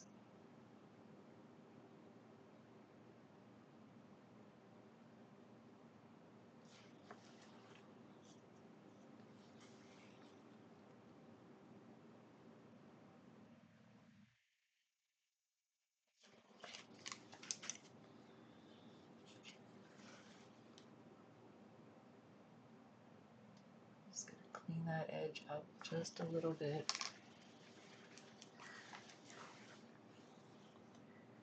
I think we'll go in with some fresh paint. I tend to mix very small quantities of paint, in part because I don't want them to dry so fast that I waste the paint. So I really try to mix just these small little puddles of paint with my medium. And the medium keeps it open just long enough for me to go through it and then move on to the next mixture. So again, that's a tricky thing.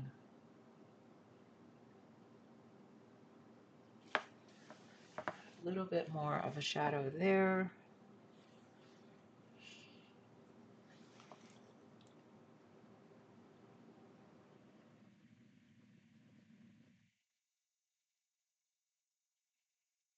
Again, I probably should be maybe a bit more methodical about this, but sometimes I feel like you just have to go where the wind takes you, right?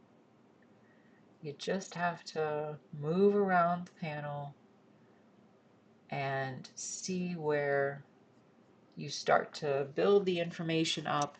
See, that's a nice shadow right there.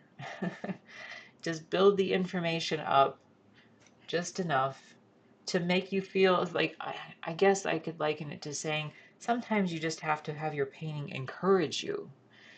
If you go in and it's like miserable to try to build up sections and you can't see where you're going, that's not fun. And it's also not really conducive to you ultimately painting something that is very good.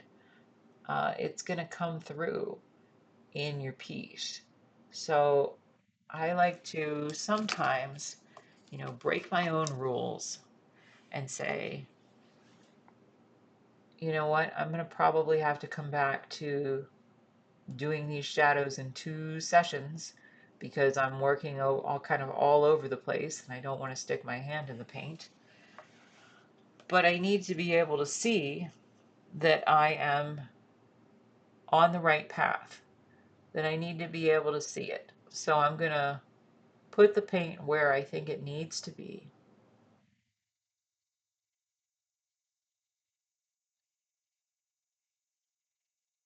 And just let it dry and then come back to it. It's not the end of the world.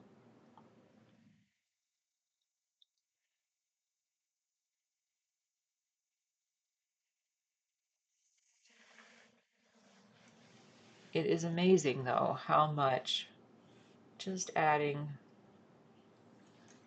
some really strategic little shadows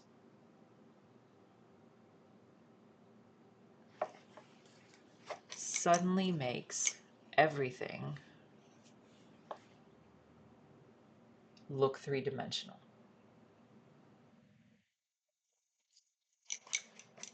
right? So again, suddenly this little piece in here, this little section, starts to really look three-dimensional.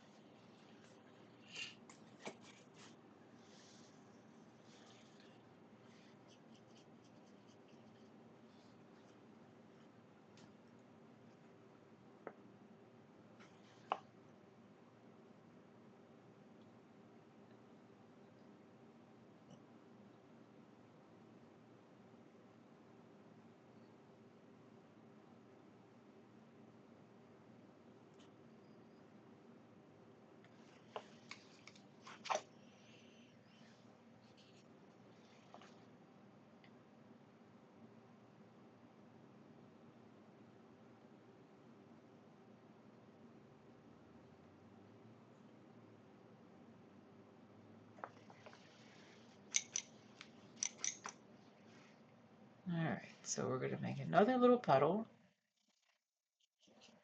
I say puddle, but it's not really a puddle because it's still, you know, it's still got the viscosity of paint.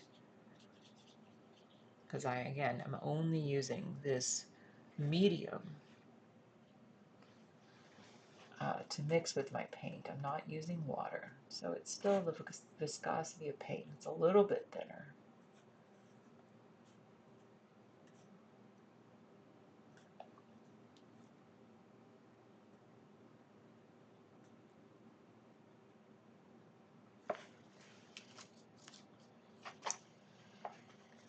But everything really, I am really going to have to flip this thing or something. Let's see here. Maybe that'll work. That should help a little bit. And if you're wondering, the reason that I keep this piece of foam board back here, sometimes it's to test colors. I do have that. But also, when I work on pieces that are this size or smaller, I'm afraid it's going to fall through the easel. So I keep it here because I don't want to have to worry about that. I like having a solid piece of something supporting my panel back here. Let's see here.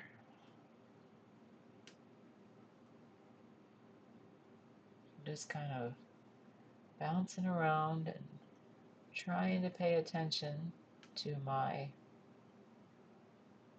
trying to pay a little bit of attention to my reference photo and a little bit of attention to just the painting itself. What does the painting need to make it look convincing, separate from the reference photo? And that is a tricky thing. That is a very tricky thing. And that is something that I'm still working on, but have gotten much better over the last several years, is being able to, let go of the idea that I have to copy my reference photo, or if I'm using, a real still life, a live still life in front of me, which I rarely do anymore because most of mine is food and I want it to be lit properly. So I just use the reference photos that I take and I edit them in Photoshop. But what do I need to do to break free from what the photo tells me I should do and what I think the painting needs? And that, again, is something that just kind of comes with practice and experience, I suppose. I learned, for example, and I still wrestle with it a little bit, but uh, really bright highlights, which happen a lot when you photograph food, in particular ice cream. And I just find that because I'm not working in cold photorealism, and I say that meaning working in a way that's trying to copy exactly what I see on the screen, that I don't want to have those really bright highlights in here, that it's going to look less convincing in paint.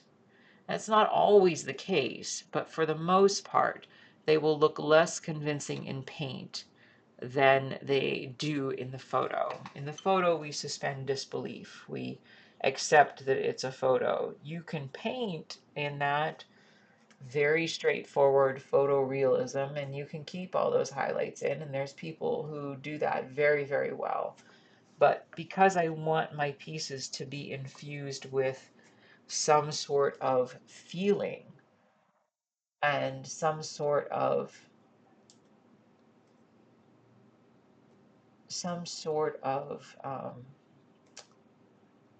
nostalgia or emotion, that I don't think that the cold photorealism works for me.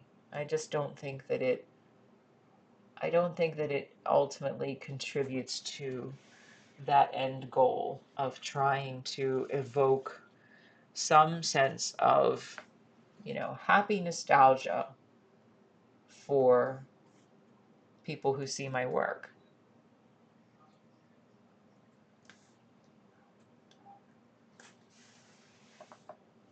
So that looks pretty good. Let's see here. Go in here and try to just put a little bit of shadow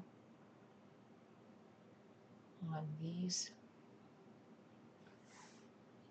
little spots here. And remember, we decided earlier, and it's partly true, but we decided earlier that the direction of our light is somewhere right around here. That it's creating a really hard shadow over here and a much lighter shadow over here, and that most of this central part is pretty well lit. But you can see then that all of these little pieces cast shadows to this right side. And like I said earlier, you know, that might not always be what you actually have in your photo, because photos tend to lie. Part of the reason for that is because, you know, when you take photos, there's a lot of contributing light sources. You very rarely have just a singular light source. And so you have to compensate for that as a painter in your brain. Just simply say, okay, I can acknowledge that I have all these little pieces over here. If my primary light is coming from this direction, then all these little pieces are going to have a relatively dark shadow on this side.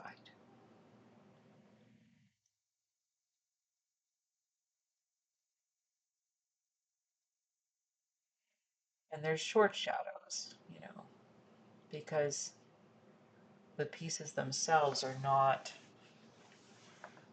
very large, and they don't stick out from the surface of the ice cream cone very much. So they're short shadows, but including them, even as they're short shadows, it really does make a difference.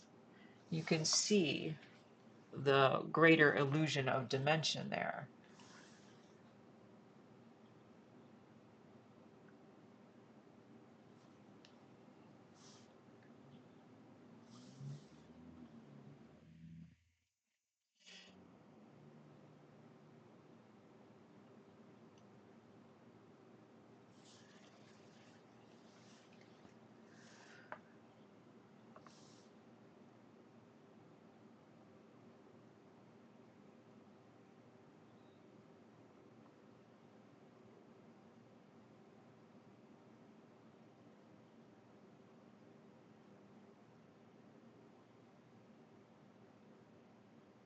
So we're getting most of those in.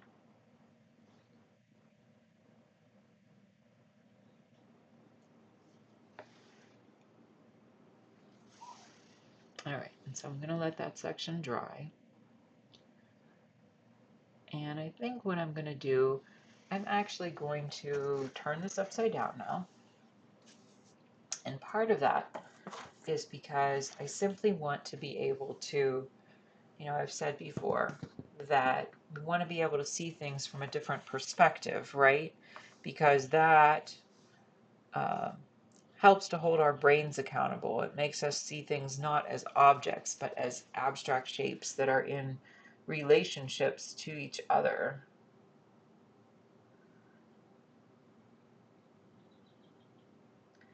But part of it is simply that I have wet paint there. And I don't want to stick my hand in it when I try to work on this end.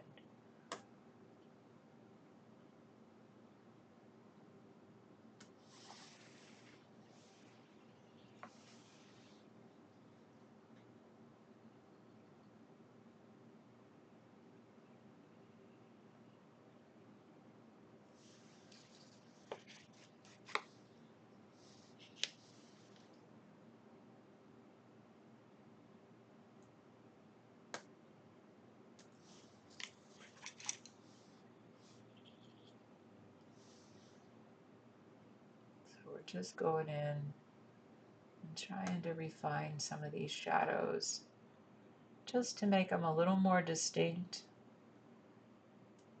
have some greater illusion of depth, and just make this whole thing look a little more convincing. These shadows, they really do help to, when they're done right, they really do help to make things look so much more convincing. If you mess up the shadows, it very easily starts to look flat. And I've said before on some of my TikTok videos, you know, that if you're not sure if your reference photo is good or not, just convert it to black and white. If you convert it to black and white and you find that everything looks kind of like an even gray tone, then that means that you probably need to bump up your highlights and knock down your shadows more. But if you have that nice tonal value range when it's black and white, then you will probably be able to achieve that in the color version as well.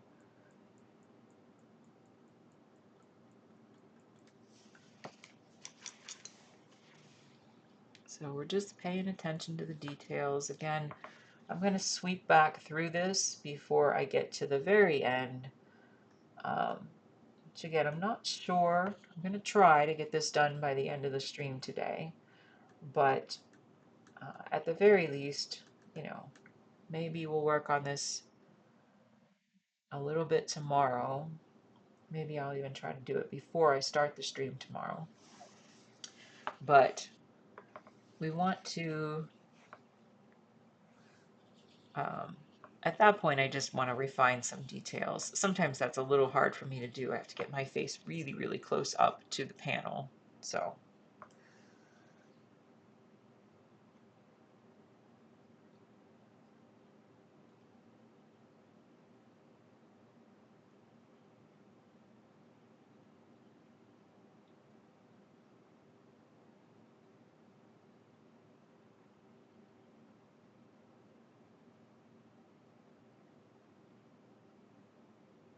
So this piece, all of these pieces here that I have, so I have 4 12 by 16 paintings that I'm working on as a group for my gallery. And they each take, I'll say roughly 40 hours to paint because of the way that I work, because of the layering.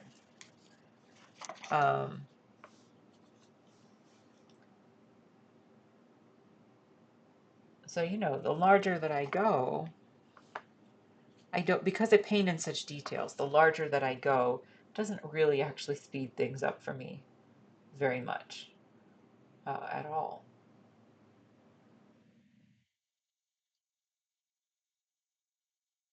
But this is a nice, palatable size, particularly for the ice cream cones, which again, I think are very good studies for me in terms of technique and color. And, you know, I think that they all are infused with their own bit of personality, I will call it. They all have evoke different types of emotions when you look at them. So, you know, I say on my website, I take whimsy very seriously. And there is a reason for that. So I want all the pieces to evoke or instill joy when people look at them, whether it's my paintings or my prints. I want them to be joyful. But, you know, you see me work on them, I'm a very serious painter, right? Like, I'm doing this very seriously for this being an ice cream cone. But, you know, I take it seriously.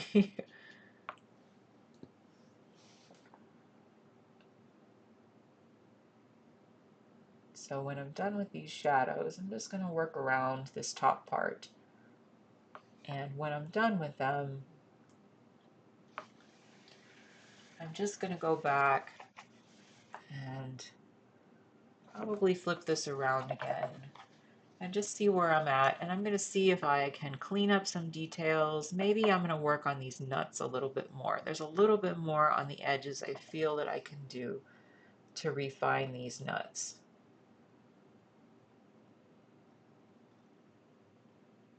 I haven't painted anything with nuts on top in a very long time, actually. But I do always like the pattern that they form.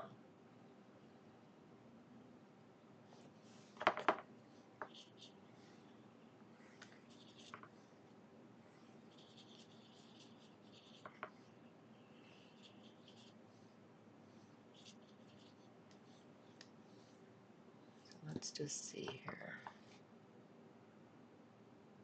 Go in a little bit here.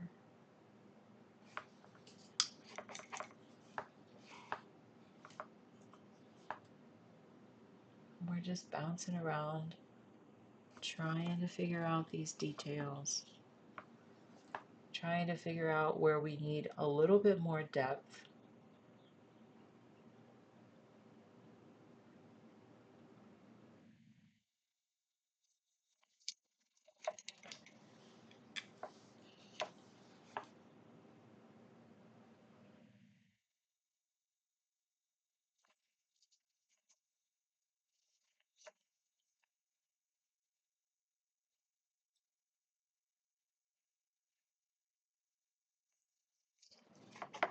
But I think that, we'll see where we're at after this group next week, um, which I'll call that my official launch week, because I will be starting to announce that I'm actually up here then, um, on various social media um, and to my email list, I suppose.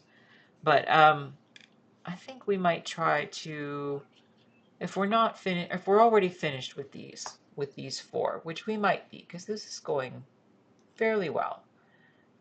We might try to paint a small trompe-l'oeil piece.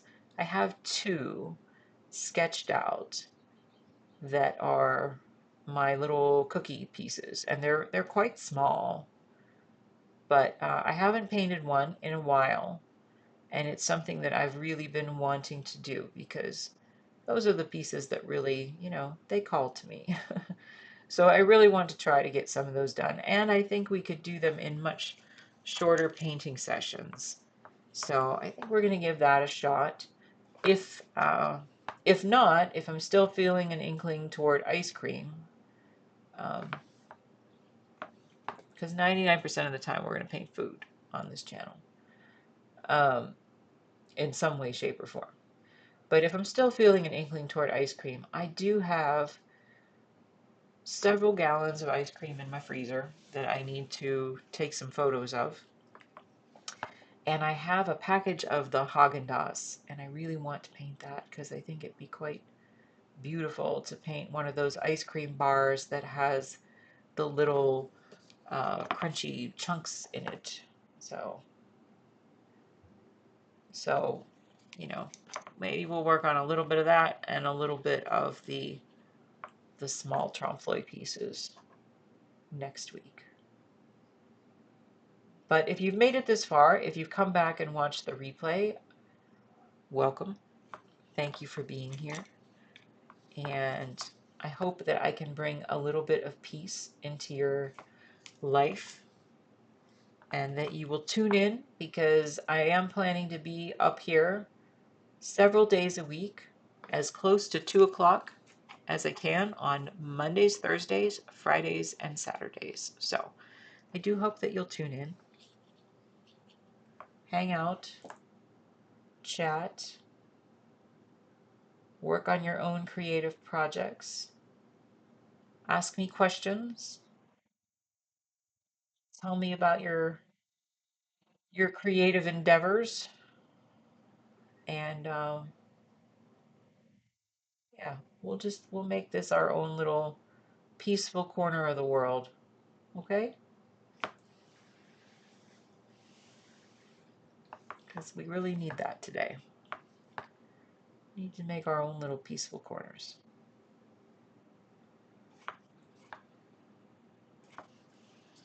All right, so those look pretty good. Let's take a look and see if there's something else that I can do. I can see a few things that I can do to the nuts to make them look a little bit more convincing. So these ones right here, I can see that their shadows are not quite right. So I'm going to take a little cadmium red and a little dark blue and a little bit of my yellow. And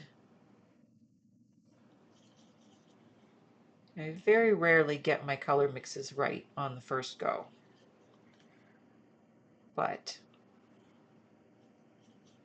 that is okay because we can just add a little bit more paint.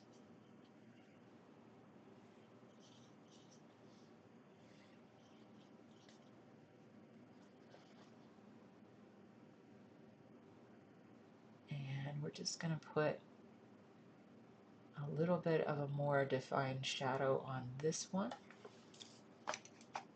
over here. Again, always mixing with the medium. I'm going to take this, take some of that shadow with a little bit of yellow and a little bit of red so that it's not quite as harsh.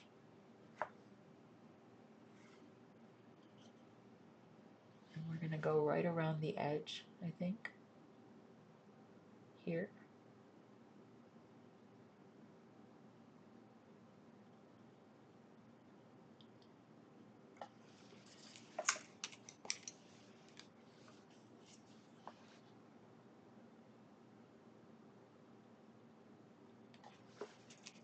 And we'll do just a little bit more, but maybe thin down just a little bit.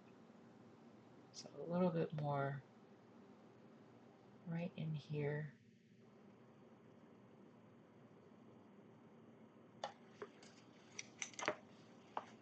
And that's looking pretty good.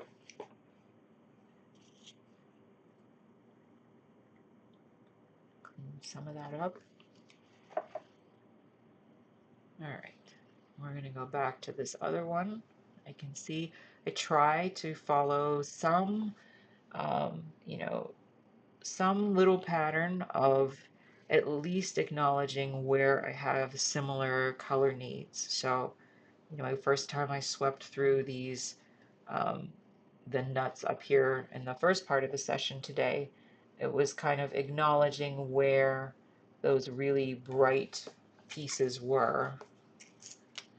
And then we went to some lighter pieces, and now we're kind of in the middle toned pieces. They're not quite the lightest nuts, they're not quite the darkest nuts. They're kind of just the middle pieces that have some heavier, maybe yellowy red shadows, but you know, not so bad.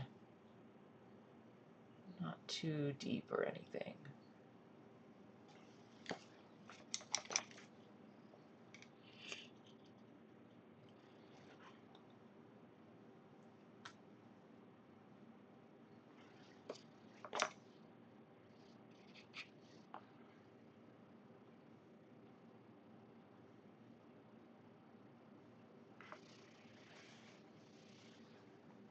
All right, and then we're going to go a little bit over here and kind of define this a little bit more.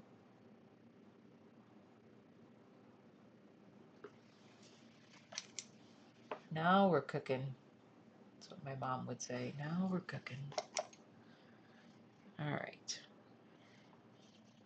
I'm going to take this and make a little bit of a heavier yellow shadow. So that's requiring a little bit more blue in there. And again, at this point, I'm trying to avoid as much as possible adding white into anything.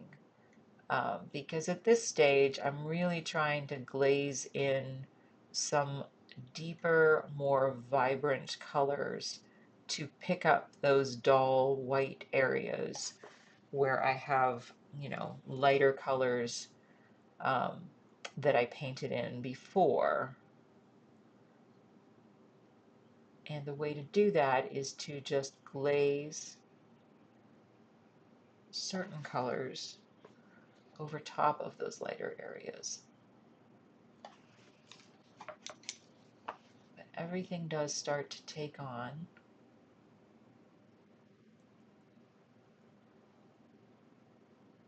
some dimension when you do it right.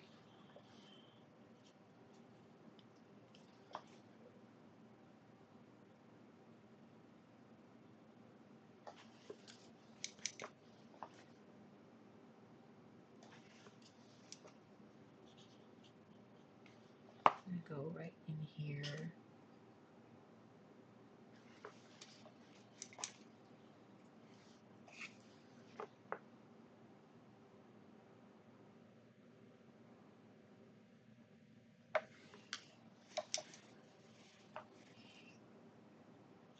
All right, go right in here.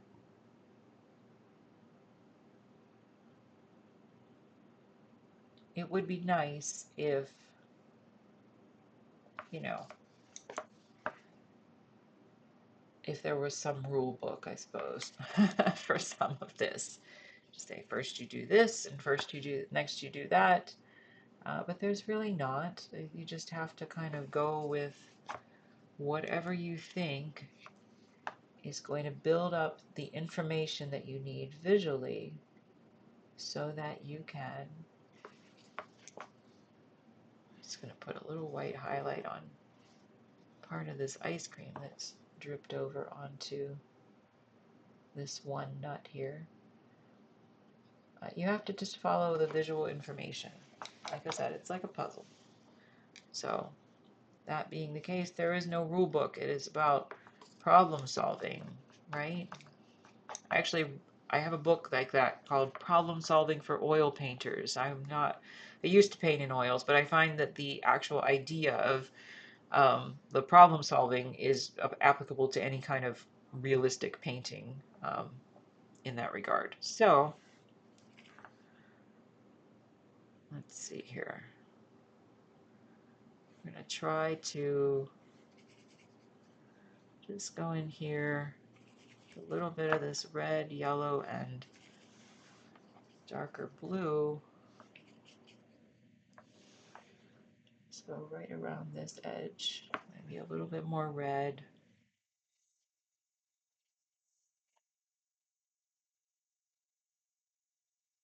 Around here. And then I'm going to come back in with a little bit of my glazing medium and just kind of knock it back a little bit so it's not quite as thick or as dominant. It's kind of just this nice soft transition. So I'll go in here, I'll darken this little nut back here. He's kind of in shadow. So we'll do that. Go in here, a little bit more blue mixed with our red and our yellow, so we have kind of a darker yellowy tone to outline this nut back here. Again, we'll put like a softer shadow there. And I think we'll put this one, put a little bit more shadow right on that. So a little bit of blue, a little bit of red. Again, we're mixing most of our colors from scratch using blues and reds and yellows in various blends. And put that right in there. And I want to make sure that I fix this one little area that I saw here. This was a mess up at some point, so we'll just cover that up. So we're getting there. Let's flip this around. Let's double check what we're doing. It looks pretty good. What do you think? We're getting there. So we're just going to keep working. I'm going to keep working on the details, cleaning up the nuts, cleaning up some of the details, putting in some more shadows, And that's what we're going to do for the rest of the session today. So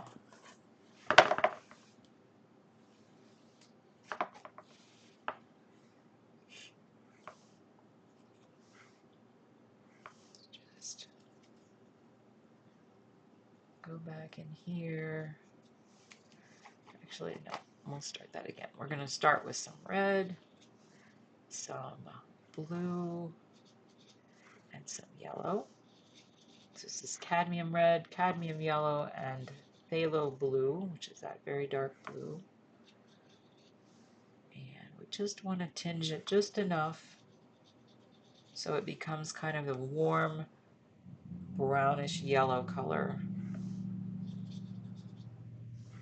Just enough. I do need to find some way to accurately, or more appropriately, just be able to show you. Maybe I can get a third camera sometime. Be able to show you what I'm mixing on my palette each time.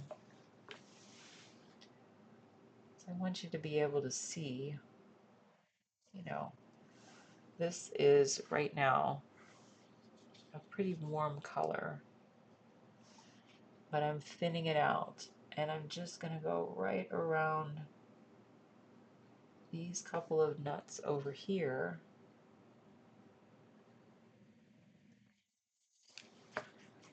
to define their edges a little bit more.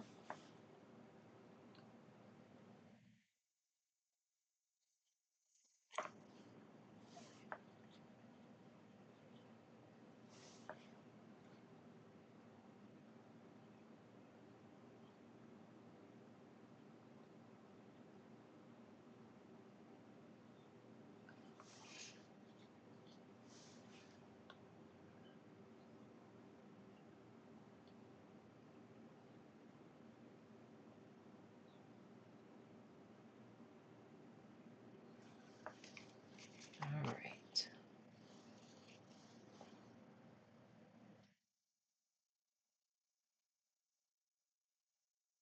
Just a little bit here. It kind of warms up the edge and just gives us a little bit more of a heightened sense of realism. I'm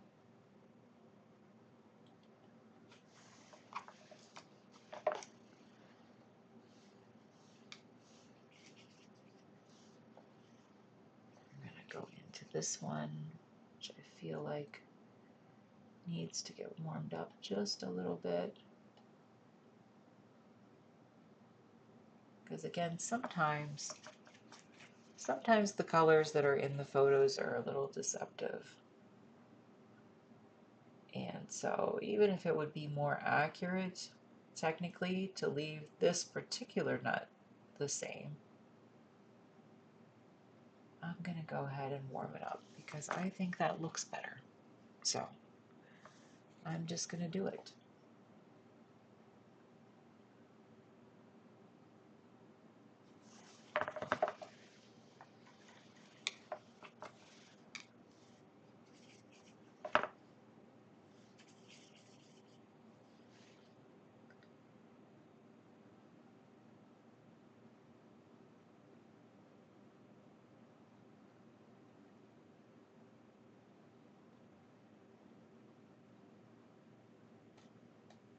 So this one too is kind of pushed back into the shadowy area. So we want to make sure that we are accurately reflecting that.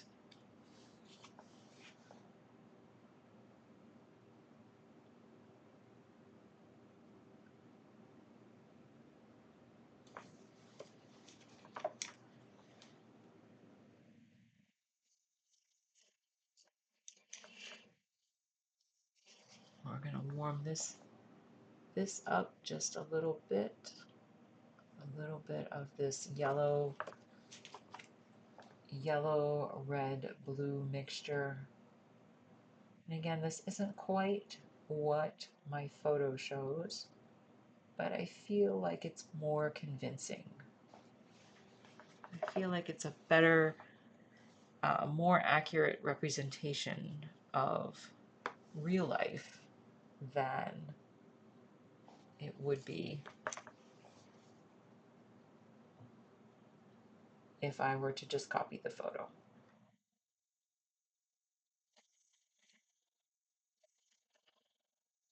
All right, so let's give it a turn to its side.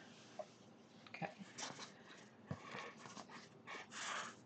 and we're just gonna come over here and see if again we can go in with some of these colors, just warm up the edges a little bit, which also helps to refine the edges a little bit.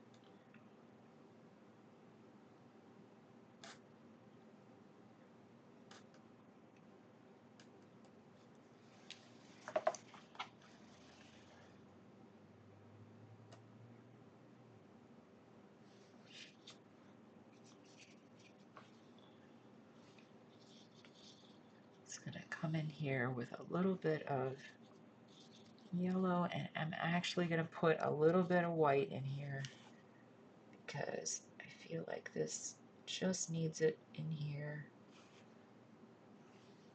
There's a little bit of a spot that I'm not a fan of. And so just going to go in here, try to refine that a little bit.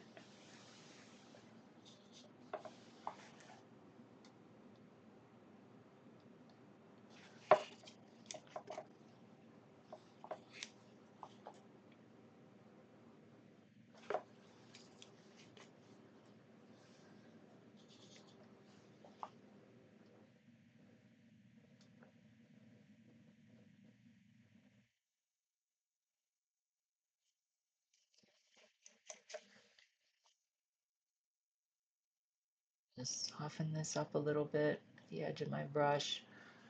I use watercolor brushes. I don't use the brushes that are sold for acrylic painters.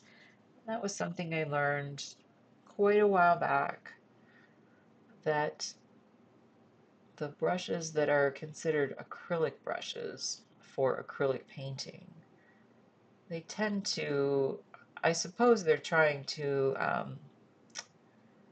emphasize the texture of the acrylic, which is ultimately not anything like what I want to do with my acrylic. So they don't work for me. So I use watercolor brushes. And the bad news is that means they wear out kind of fast because they get a little beat up. But the good news is that they are soft enough for both the glazing process and for the detail work. So I like them.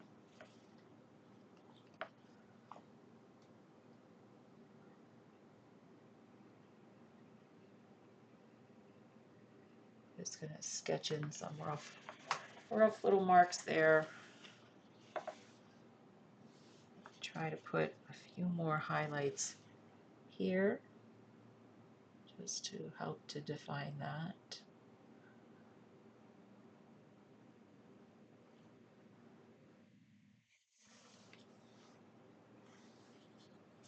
All right, and then let's see here.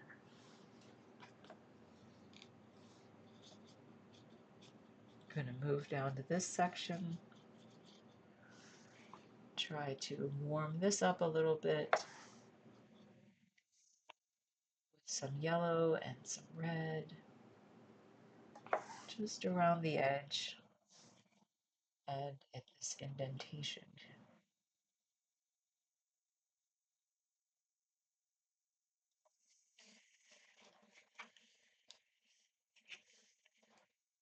And I think that all realist painting just requires patience.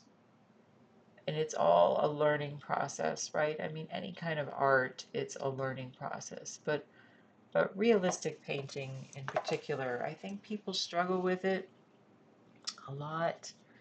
Um, I did at the beginning. I didn't understand what I was supposed to be doing. I didn't understand how some of the realists achieved such amazing detail and such amazing dimension. And so part of that came from, again, my studies, independent studies, just reading books and practicing, experimenting, watching YouTube videos, trying to figure stuff out. Um, but, it ultimately, I think it just comes down to understanding that realism is about looking at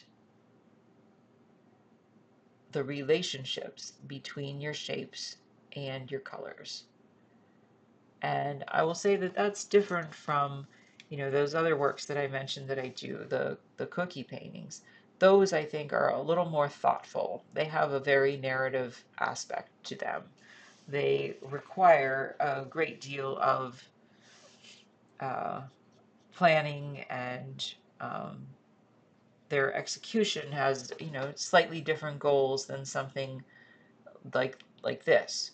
But um, but being able to do it in a way, to paint it in a way that is accurate and that is, kind of magical, it still comes down to understanding how uh, all the relationships between the shapes and the colors work with each other.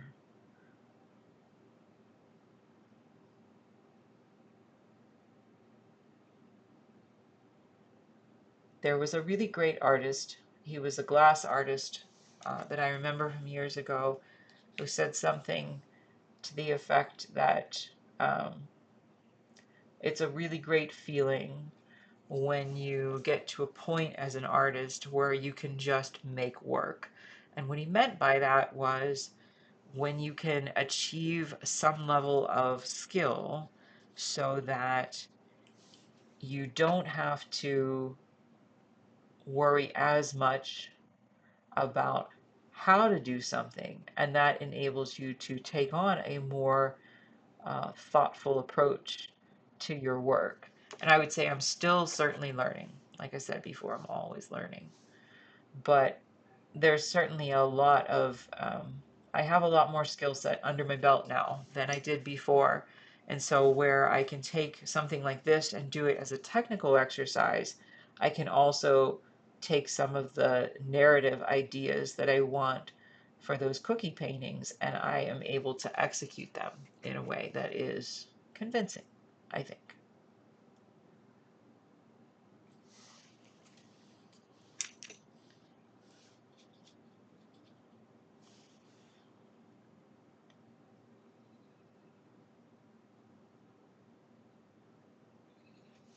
All right, so let's take a look at this.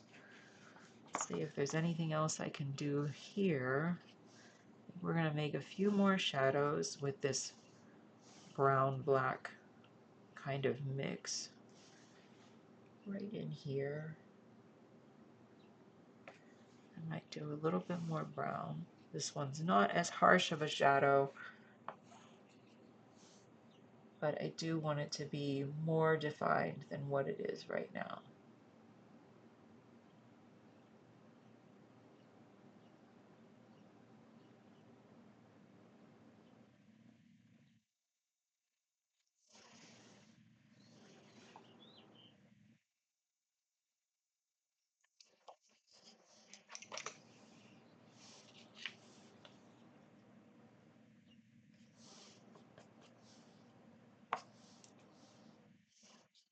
Okay, so we're doing pretty good. Things are starting to come together here. I do find too that if you're, you know, sometimes I am feeling different ways on different days. And so you have to choose the type of work that you're going to do. You have to work, right? You have to produce something. You have to put hours in. But sometimes, you don't feel well enough or awake enough, or maybe you just have other obligations that certain parts of the work are not probably realistic. So I have to pick a day that works for me when I get to this stage and I try to finish something. Um, but if I'm not feeling up to it, then I'll pick something much simpler. It's actually much simpler for me to start a new painting typically than it is to get to the finishing stage. The finishing stage requires my brain to be fully functional. Um, the other stages of a painting just require me to, be able to roughly sketch things out with my paint. And so, I work on different things on different days. So I wouldn't be able to even tell you for sure exactly maybe what I'm going to do tomorrow. I would like to, but we're going to have to just see what I feel like I can work on tomorrow. And on the worst days, if I'm really pushed for time or, think that I can't have that concentration level that I need, then I will just paint the background. And that's the worst case scenario, is that I just paint the background. So, all right, so let's do just a little bit more shadow here. We're going to move the screen and put a little bit more shadow right in here. Just define this a little bit more. For the most part, this is coming together. All right, let's flip it right side up and see. Okay, so I think what we're gonna do now is, again, I'm gonna let that all dry. I probably still have details that I want to work out in there, a few little highlights, a few little shadows, a few little details. But let's come back down to the cone, and I'm gonna make a shadow color for this area right in here, for the cone. This part where it kind of folds over. I always like to include that in my paintings. I don't know why. I guess I think it's more interesting than if you turn the ice cream cone and you see the other side where everything is just uniform and plain. I like that fold. I like seeing that shadow down that area. So we're gonna just go in here with a mix of red, um, red, blue, and yellow.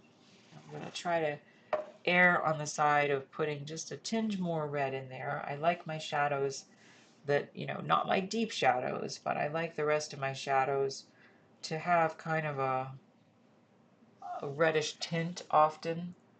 Um, all the colors that I use for my shadows, I would say, tend to be quite warm. Even, my blue and my brown, you might not think of it that way, but it is a warm blue and brown color. And so I'm just going to go in here and I'm going to clean this up as I go. And just try to refine these shadows just a little bit more.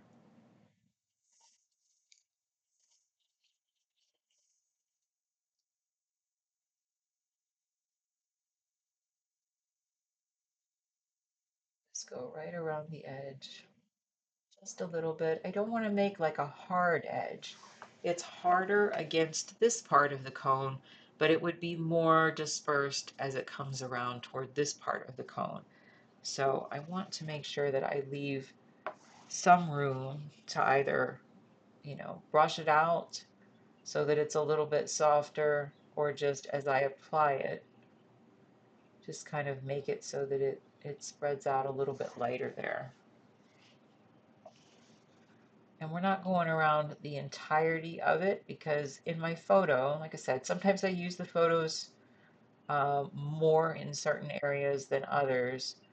But in this case, I do think that I don't want to add too much shadow all the way around, because we don't want to outline things, right? We want them to look as realistic as we can. And sometimes when you outline everything, then it just looks like an illustration. Not that I mind illustrators, by the way. I actually have been called an illustrator on many an occasion. So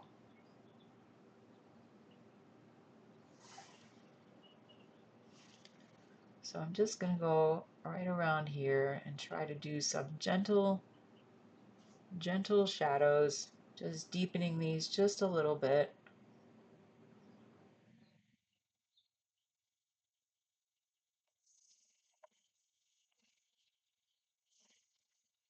I think this is one of those ice cream cones too that reminds you of being a kid, right? Because I think, is this not one that they would sell like at the ice cream trucks? I'm pretty sure they would sell drumsticks, at least on the one that came around by me. That was always a nice feeling, wasn't it?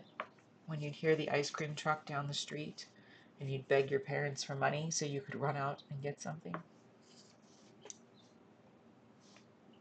We actually still have an ice cream truck here in this neighborhood that comes around not very often. Does everybody else have that too? I don't really know if it's a thing so much anymore, but in the 80s it was definitely a thing.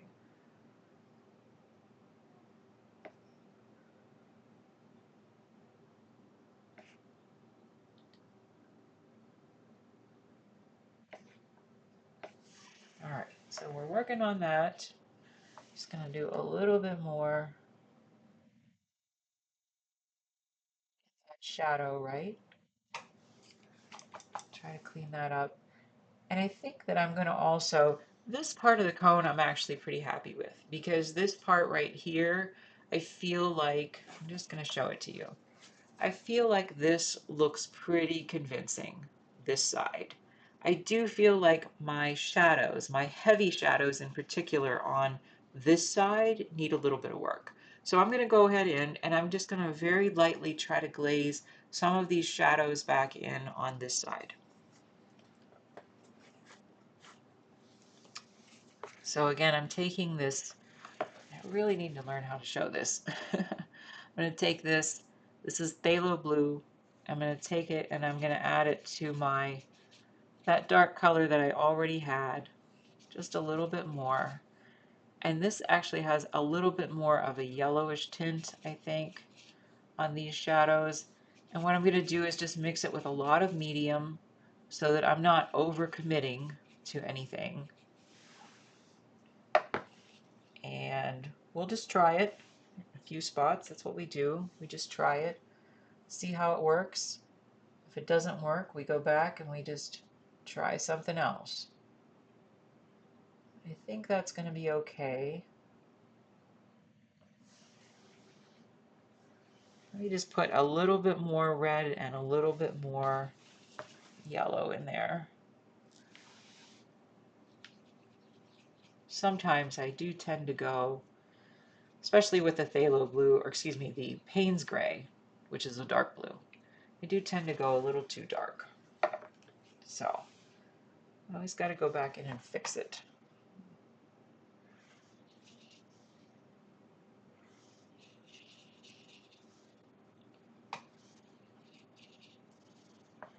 All right.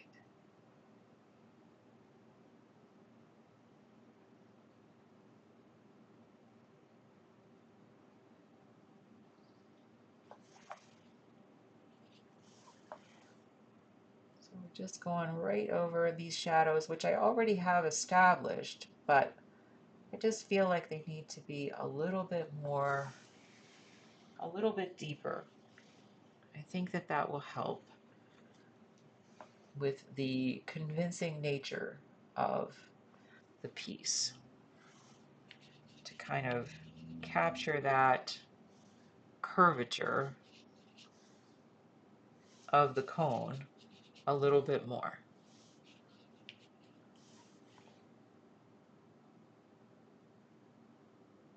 Sometimes with something like this too, as I'm going through it, it's very easy to get lost because there's block, block, block, block, block, block, block, right? So it is very easy to get lost. So I have to find myself some kind of visual anchor points so that I know exactly where I am at any given time because on occasion I will, be painting on the wrong row, following my reference image and painting on the wrong row and then realize, or something similar elsewhere in the piece.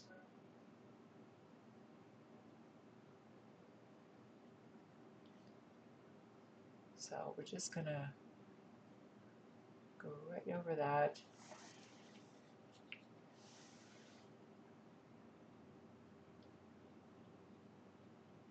Work on refining these just a little bit.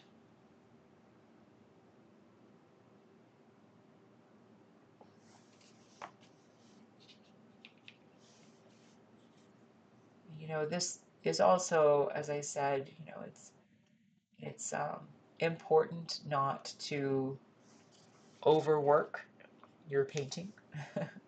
And it is something that I am always in danger of doing, and always in danger of getting just a little too mired into the details. I like details. I think that they make my paintings much better and much more identifiable as mine. um, I like seeing the convincing nature of things, but it is easy to say that I'm doing it too much. And so I have to be really careful to simply not overdo it, and to be able to acknowledge, my husband would say to me when I was lamenting about this kind of thing that I, couldn't get it to the perfection level that I would want. He'd say, "It's a painting. It is a painting." And I would say, "Okay, I understand." But I'd still try to get it to the details that I wanted to. So I do try very hard to hear his voice in my head when I'm working nowadays, and accept that it's a painting. It should look like a painting in some way.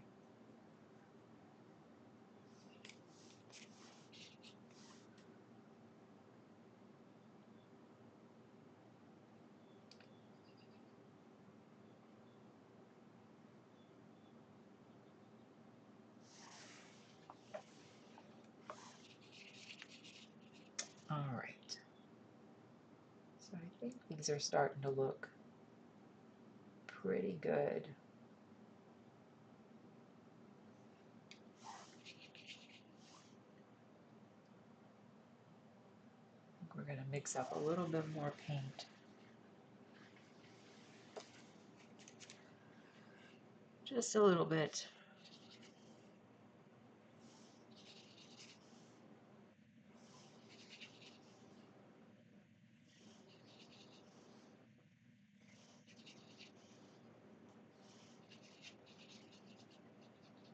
So for anybody who, again, watches this on the replay, stops in later, please tune in for the other painting sessions I'm going to have coming up.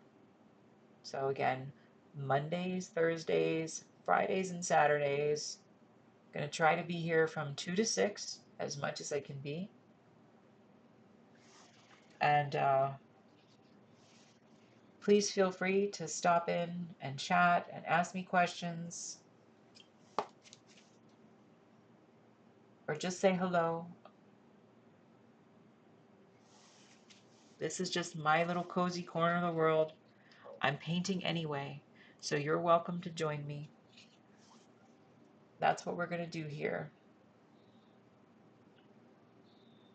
Not going to be stressful, just going to be this little cozy corner of the world.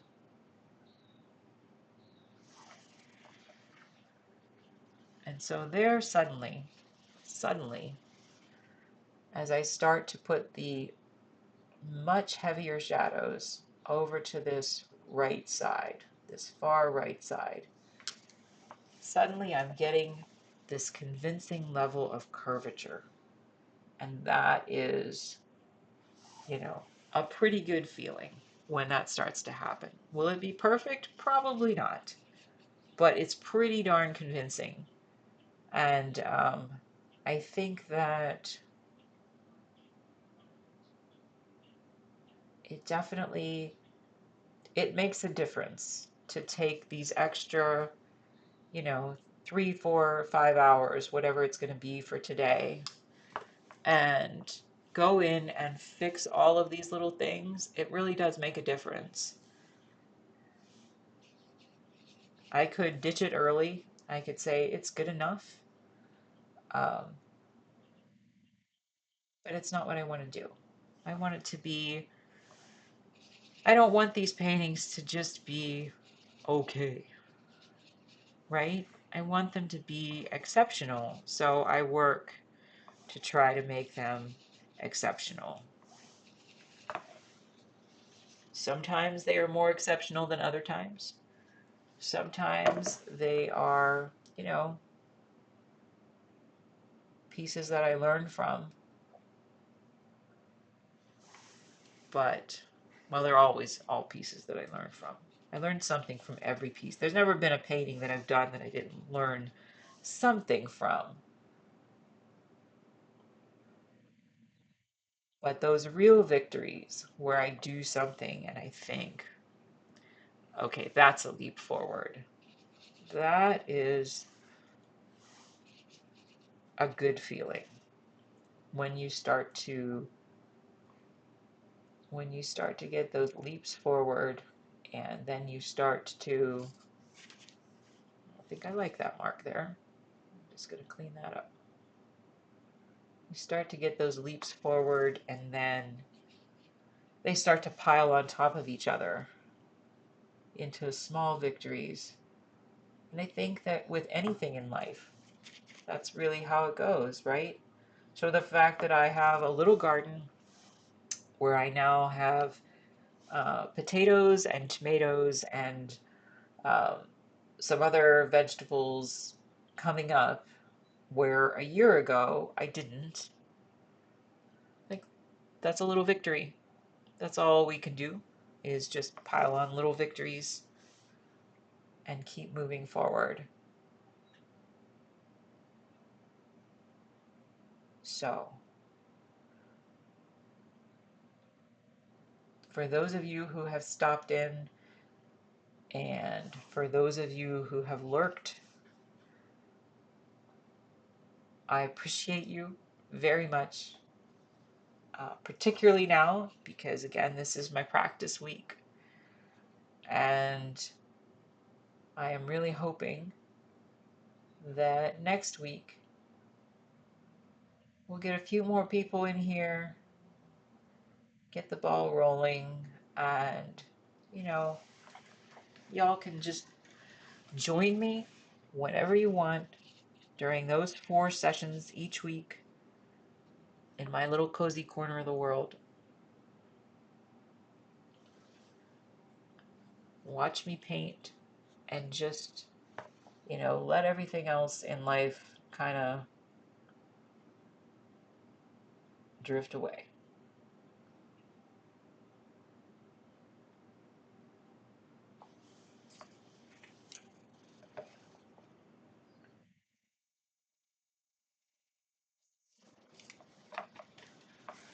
All right, so I think we've done pretty good. This looks pretty good, actually, overall. So I think the only big thing that I have left is the background here. I do think that I need to let it dry and take a visual break from it. So I could go in and I could try to force myself to finish the details, but I think that I'm just going to let it dry. And sometimes that's better to come back to it in like a day or two. So I think what I'm going to do is just take a quick break right now. And we're going to maybe come back to this one when I come back. So this is a little bit further behind than this one was, but we're going to come back to this and we're going to try to work on some of these details too. So just give me a few minutes and I'll be right back. Thanks.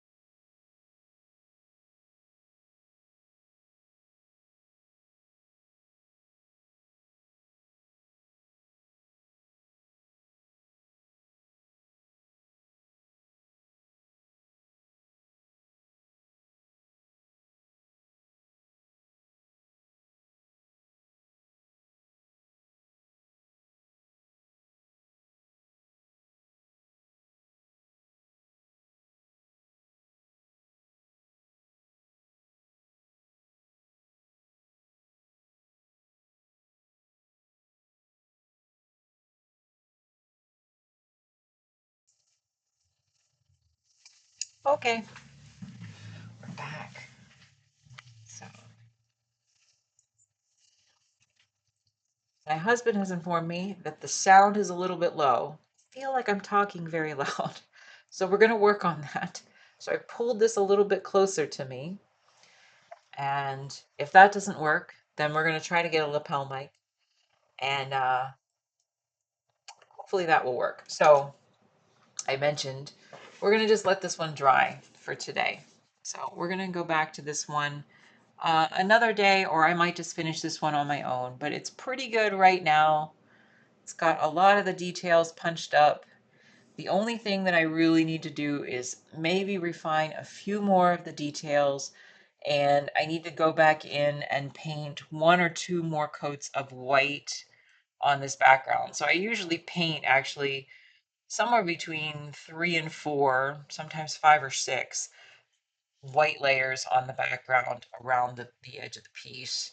And so a lot of that just, trimming out this edge and cleaning it up and then going in. So that's kind of boring stuff. So we're going to set this one aside and we're just going to let that dry. And I'm going to pick this one up. So this one I broke up candy canes on top of. We started working on this. I think I was working on this one for my very first test stream, which was last week. And I did it for only for like 40 minutes because we were having some signal troubles, but we figured that out. So now I am going to go ahead and I'm just going to go in here and try to get that photo to work on. So what I need to do to this one is, again, this is a little farther behind than that one. It does have some really interesting details in this. It does have this layer of nuts, so that's going to be really similar to what we did with this drumstick piece.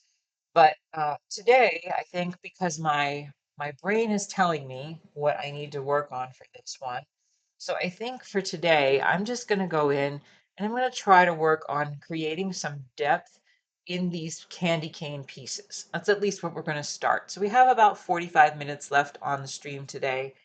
And so that's what I'm going to do. So what I want is all of my shapes are here on this piece. I have everything here. All my information is basically here, but I don't have anything punched up to a level that I feel like is finished or convincing enough. So we're gonna punch it up. I'm gonna go up to this candy cane up here first, and you can see I'm gonna point out a couple things on my reference photo here. You can see this is a much darker red, almost like a purpley color up toward the top, but just a much darker red. And then it also has some little dark edges down here, a little bit darker over here on this side, and a little bit darker behind. So we're just going to try to create that shape.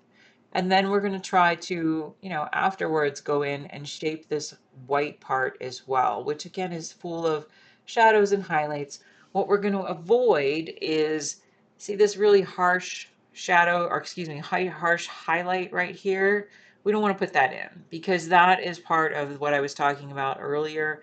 It's that really weird kind of highlights that you get when you photograph something under a really strong light.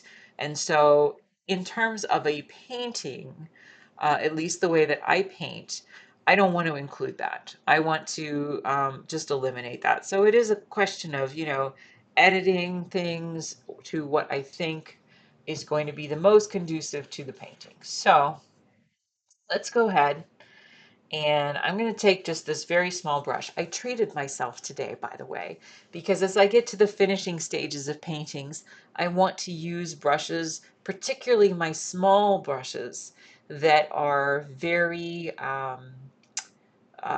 clean and not worn down. So this is a nice, tiny, tiny, tiny, sharp brush. And yeah, so when an artist gets a new brush, it's a little bit like Christmas. That's how we feel. It's a little bit like Christmas um, to be able to use a new brush for the first time. That might sound silly to a non-artist, but it is true. we don't want for very much, you know? We just want to be able to make our art. So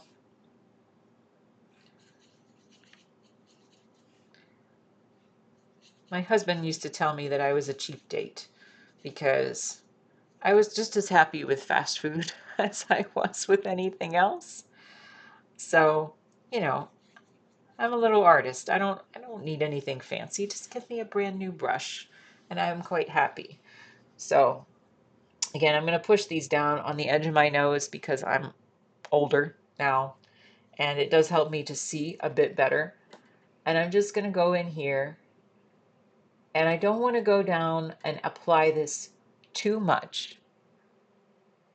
I don't want to, I just want to be delicate with it.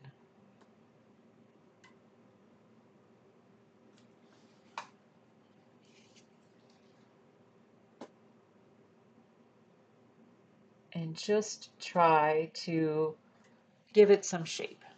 So we're going to just gradually try. Let me scoot this a little bit this way. Let's see if that helps.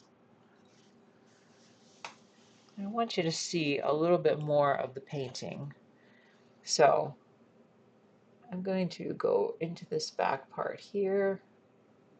It is funny how our brains, tell us certain things about colors when we look at them. So, you know, I can make this little piece back here so dark that it's really almost black, but you still know that it's part of the candy cane, right? And that's very interesting to me because I'm kind of a nerd that way. So I'm going to go in and I'm going to not put quite as much of the blue in this, but I am going to just try to go around the edge here of the candy cane. I don't know if this is technically an ice cream cone that people eat. Does anyone break up candy canes on their cone? I just thought it looked cool, right?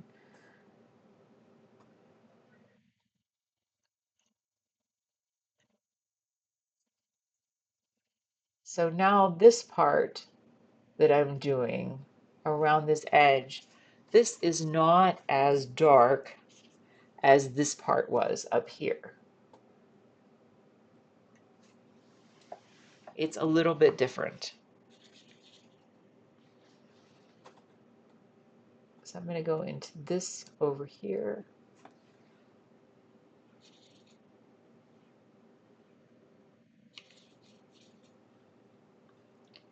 And again, this one will probably take me another, I would say 2 days-ish, maybe 3 to finish. I never get things done as fast as I want. I try, but as efficient as I think that I am sometimes, I still tend to struggle with getting them done as fast as I want. Now, that being said, I don't ever miss a deadline. That's not my way.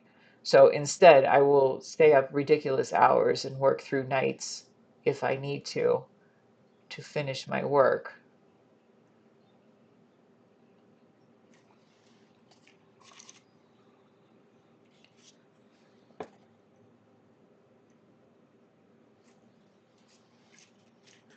So that's starting.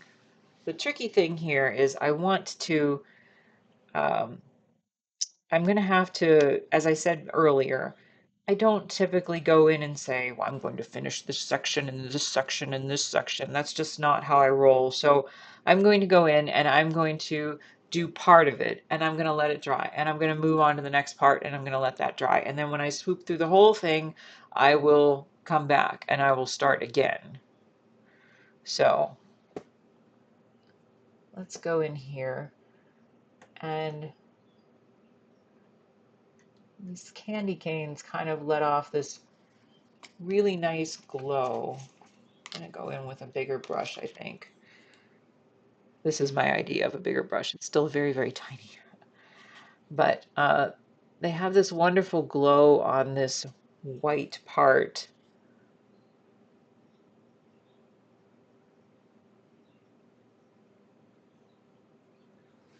So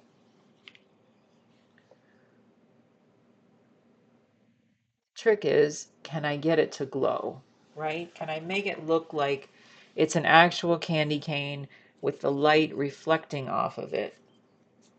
This side part of the candy cane here, which I want to be careful not to stick my hand in the wet paint again, but this part over here actually has a sort of a reflected light on it, and I could mix the color up, and I still might, but I'm going to try to just take plain white and just thin it out and apply it that way, because sometimes I can achieve the same effects because of the layering process that I do if I just apply a thin layer of color and rely on the other colors peeking through. So I think that actually looks pretty nice like that. So we're going to leave that. And I'm going to go back in with heavier white. So that's just white that doesn't have as much of my medium mixed in with it. And I'm going to try to, there we go. Now suddenly this looks hugely better than these ones. And I'm still going to come back to this.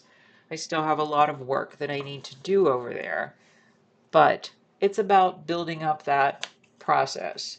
So again, I'm going to look at this next one here. Um, and I'm just going to show you this one right here. This is the one I'm going to work on now. And I'm going to show you on my phone that this one has, again, one of those weird highlights right here.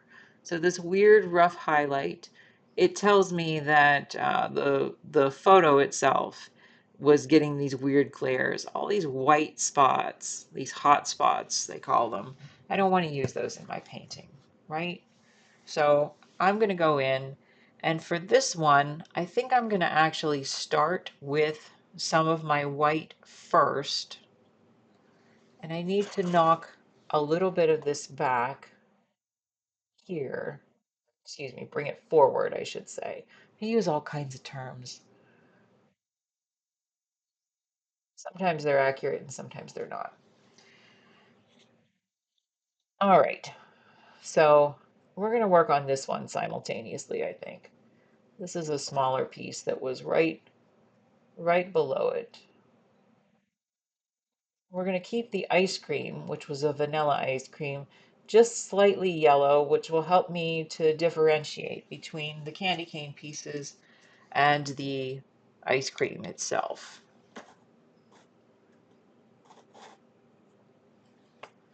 This feels like something they would serve at a theme park, doesn't it? Like candy canes broken up on top of your ice cream. Anyway, so I'm going to go in and I'm going to pull out some of these highlights. Again, we're just going to go in and glaze this white in. And then this one in particular, so I talked earlier about how I do the reds and the yellows. And so this red is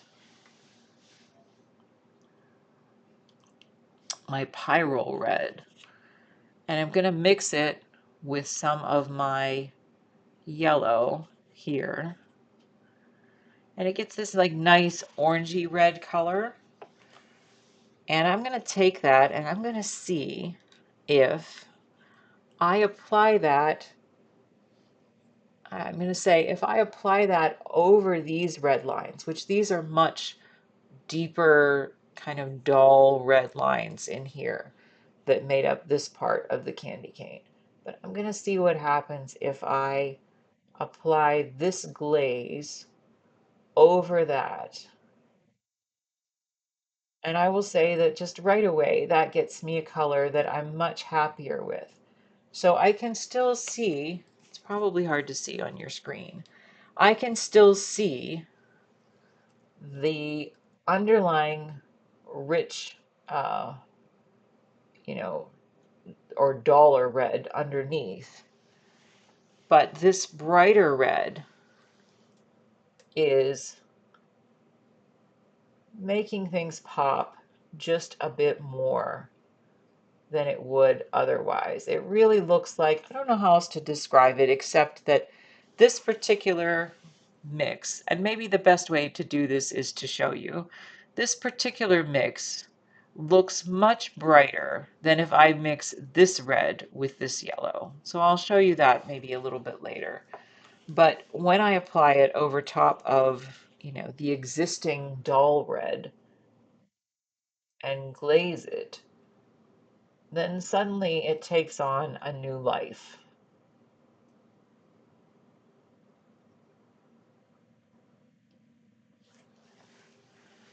So there we go. So that's better. And we're going to come back to that again. So none of this stuff is going to get finished right away. This is all about building up these gradual layers of paint to create different effects. So okay, let's go up to this top part up here, right up here. So this is technically a very dark red up here. And I'm going to show you on my phone. It's technically a very dark red up in this area.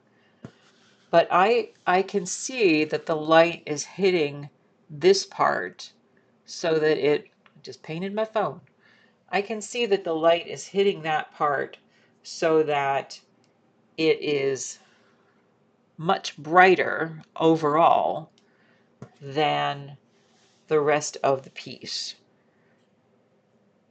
So I'm going to leave this part in shadow, and I'm going to see if I can take some of this reddish orange color that I made for this piece, maybe with a little bit more red to start. And I'm just going to go in and I'm going to try to put that into not the whole piece, but just part of the piece, paying attention to my reference photo and seeing how it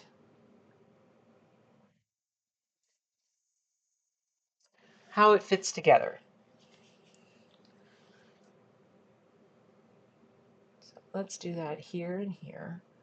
Again, we have on my reference photos some of those really weird highlights, so we're going to ignore those.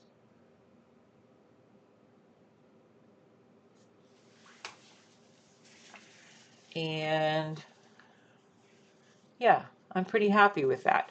Again, I'm going to come back to it, but it makes it look a lot more filled with depth, I'll say, than it did before. So we're going to let that go. Here's some thunder rumbling outside now. I'm going to do the same thing on this piece.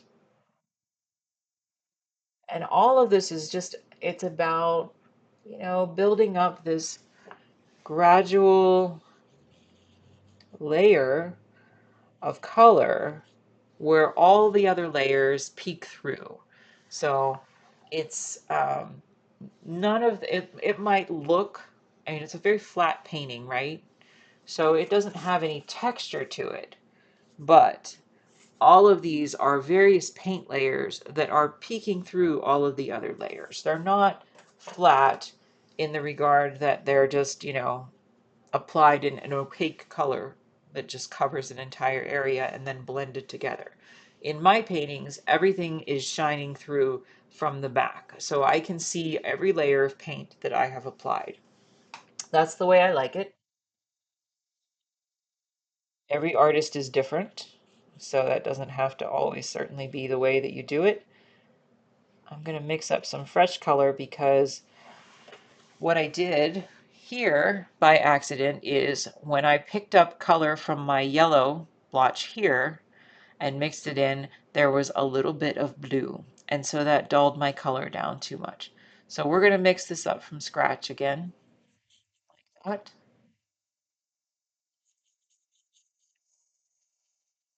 And I'm going to put just a little bit more of the pyrrole red in there. Just a little bit. So it really creates kind of an orangey color. And we're just going to put that down right here over this next piece. And we're trying to pay attention to how to build form.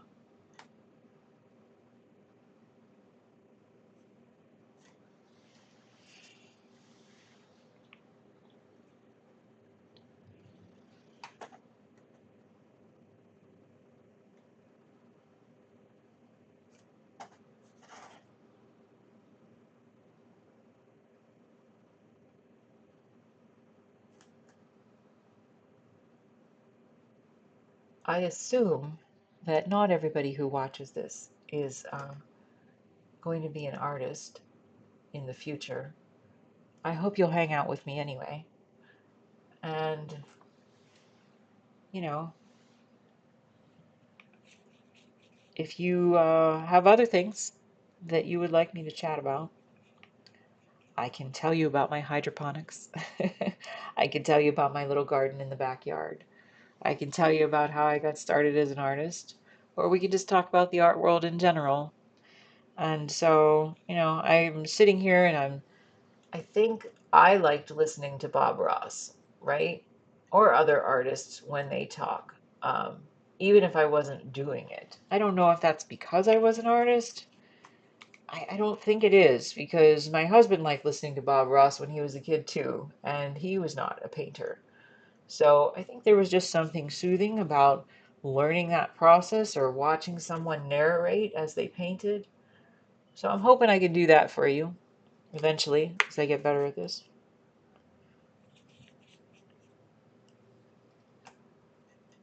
I'm just gonna put a little bit. So all of this is just about building up little bits of color, layer over layer over layer. Some of it is about deepening these shadows. We're going to try to do that a little bit now. Just going to pull this out a little bit more. So let's go in again with some dark red. This is cadmium red again. We're going to go in with that and a little bit of blue. So it makes kind of a dark purplish color.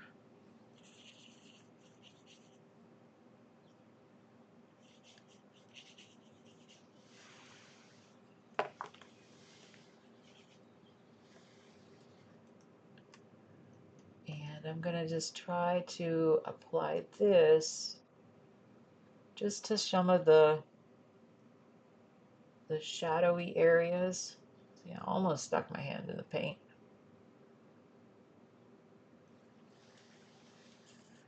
Just apply that to some of the shadowy areas of the candy cane. And again, I'd say this part, while it looks like it's substantially done, I mean, it has a lot of information on this part of the painting. It's still pretty early in my mind. And so in that regard, if I mess up or if what I do isn't accurate, I'm not super concerned about it at this point, because I still feel like I need to build up the visual information. I still feel like I need more before I can understand what it is that I'm going to do to finish it. So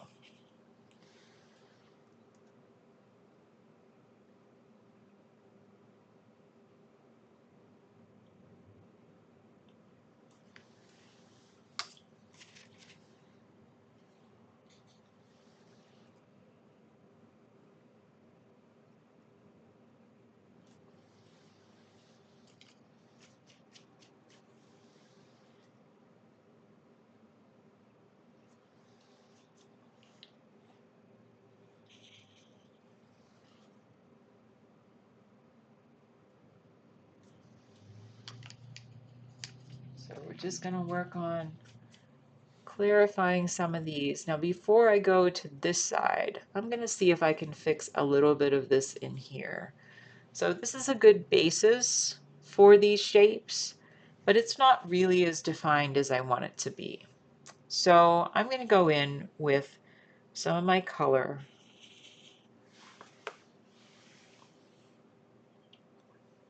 I'm going to take some blue and I'm going to neutralize this with some yellow. So I've got my blue, my red, and my yellow. A little bit more. So really what this makes is kind of a brown color, like a brownish yellow. And I'm never quite sure if it's going to be exactly right until I apply it. Sometimes I get it right, sometimes I don't.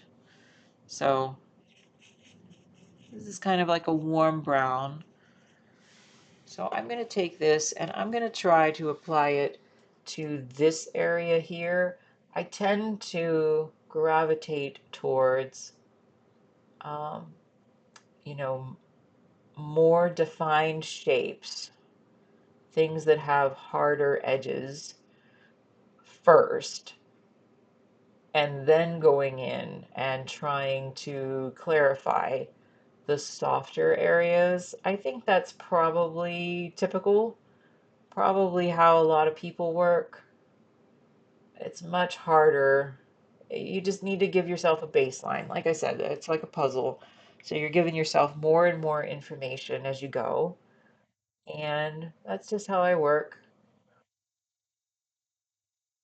Getting much more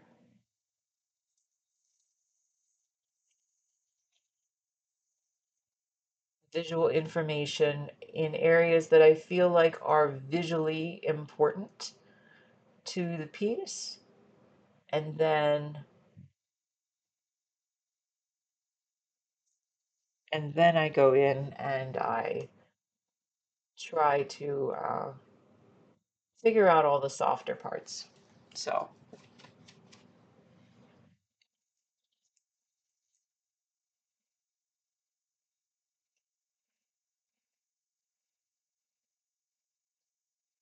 we're just going to soften those edges a little bit with a little bit of my acrylic medium before the paint dries.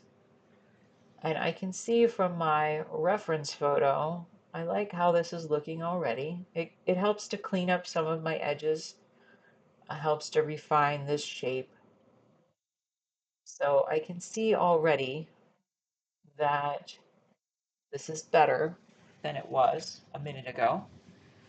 But I'm going to go in and I can see there's a heavier shadow in the back of this. And sometimes I'm not sure if that's going to work out the way that I think that it will. Maybe it's better to leave it out, but we're going to try it. And so I'm just going to take some darker blue and a little bit of yellow with my red, and we're just going to make kind of a heavier brown color. Still warm, but just a heavier brown.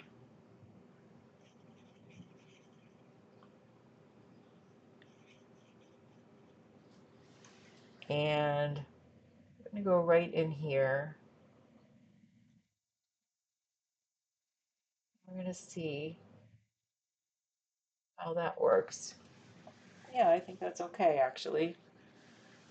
So that's just a heavier shape within the shadow area, heavier shadow area, and it helps to show some depth into the ice cream. So that's pretty good, I think. And let's take this down here. So we're going to go back to this other color that I had mixed up. Actually, let's take that up just a little bit up higher first. Let's see if we can very gently. I don't want to go too heavy-handed on this section, but let's see if we can very gently try to refine it. Or pretty good. And this is me, using the same color that I used here, but I'm just adding a little bit more medium to it, and I'm applying it with a slightly lighter hand. And so, it doesn't, it's something that again I've learned with my glazing process that I can do where I don't have to continue to mix up colors all the time necessarily.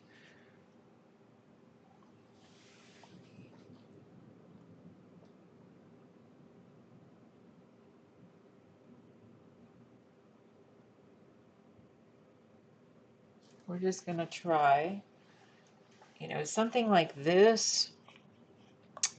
I really enjoy when I can scoop an ice cream and get these lovely deep shadows showing through here. So capturing it in the paint is challenging, but if you do it right, it really does look really lovely. And you know, I think that there's probably, I will say, let's just say that painting food is probably not, uh, or I'll say food paintings, not the act of painting the food, but food paintings are probably not everybody's cup of tea, right? I accept that. But I do think that they are far more challenging than people would give them credit for. Um, and there's nothing to me, like I said, I consider this sort of like a landscape of ice cream, right? I am mapping all of these areas of the ice cream in here. I mean, you can take any subject and make it as worthy or whatever as you want it to be. But, I'm not a traditionalist. I am not, you know, painting portraits or painting landscapes or, falling under that very classical sense of painting. But I think that I can achieve in this much more. Um, it's much more visually interesting to me than than I would be with other types of subjects. And I said, I used to paint. I painted a handful of scenes. I really enjoyed those.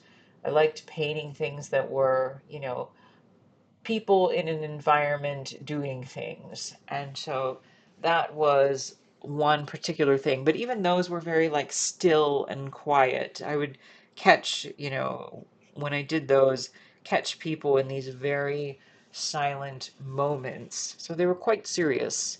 But I like I heard a phrase not terribly long ago that says that all still life um, is essentially theater. And so I think that that's true. I think that it can be, in so much as you want it to be.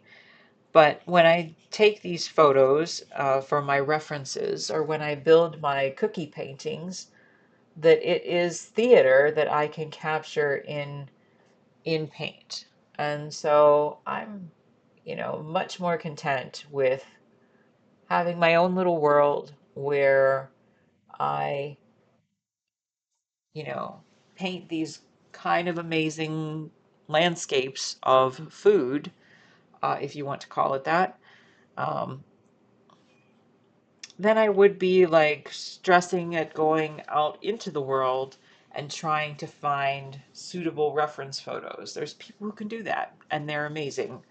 But for me, that's just not my thing. And I've learned as I've gotten older that you really just have to be true to yourself and that you can't feel like bullied into any other kind of um, you can't feel bullied, especially in the art world. It's very easy to get pushed around. And I think you really have to be true to yourself. If you're pleasing everyone when you make art, then you aren't doing it right. So I think it's okay to keep challenging yourself, find the stuff that you enjoy making, that you feel like you have room to grow with. And for me, that's, like I said, I think that you do need to, have things that you focus on. But for me, so I'm a food painter, right? I like painting food. I think that it gives me lots of creative freedom. And then I have room to grow with it because I started the body of work that is the trompe l'oeil food paintings. They are narrative, they are special to me, and they are meaningful. And so, whether I'm trying to just make something very uplifting, like an ice cream cone, that's kind of a very easy entry point for joy and happiness and nostalgia, or whether I'm creating something that's very colorful, like the trompe l'oeil foodscapes, that I continue to have room to grow. And so I will never be able to, as Norman Rockwell said, I will never be able to paint all the things that I want to paint in my lifetime. And I've paraphrased that. That's not exactly what he said, but something to that effect. So I have room to grow, and I'm gonna vary up things a little bit when I stream, but like I said, 99% of the time I'm gonna be painting food. And so I hope you'll join me as I keep going with this, and you know, we'll all hang out together, share what we know, and talk about art and talk about life and just just be. Is it not enough to just be anymore? I don't I'm quite fine to be on social media. I'm gonna have to, do certain things. Um, I do have to do certain things for my business, for my art, for reaching people. It's something that we're both blessed and cursed with, right? But I do think that I don't want to be anything other than what I am. And I think that that is hopefully why you'll tune in, because, I am a little food painter in a cozy little studio, and I would just like to bring a little bit of peace and happiness into the world for people who are in need of it. So that's why I paint. That's why I do what I do. Hope you'll come back.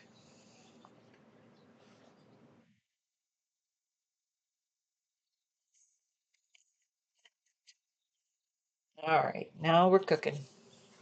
Starting to get a little bit more shape in here.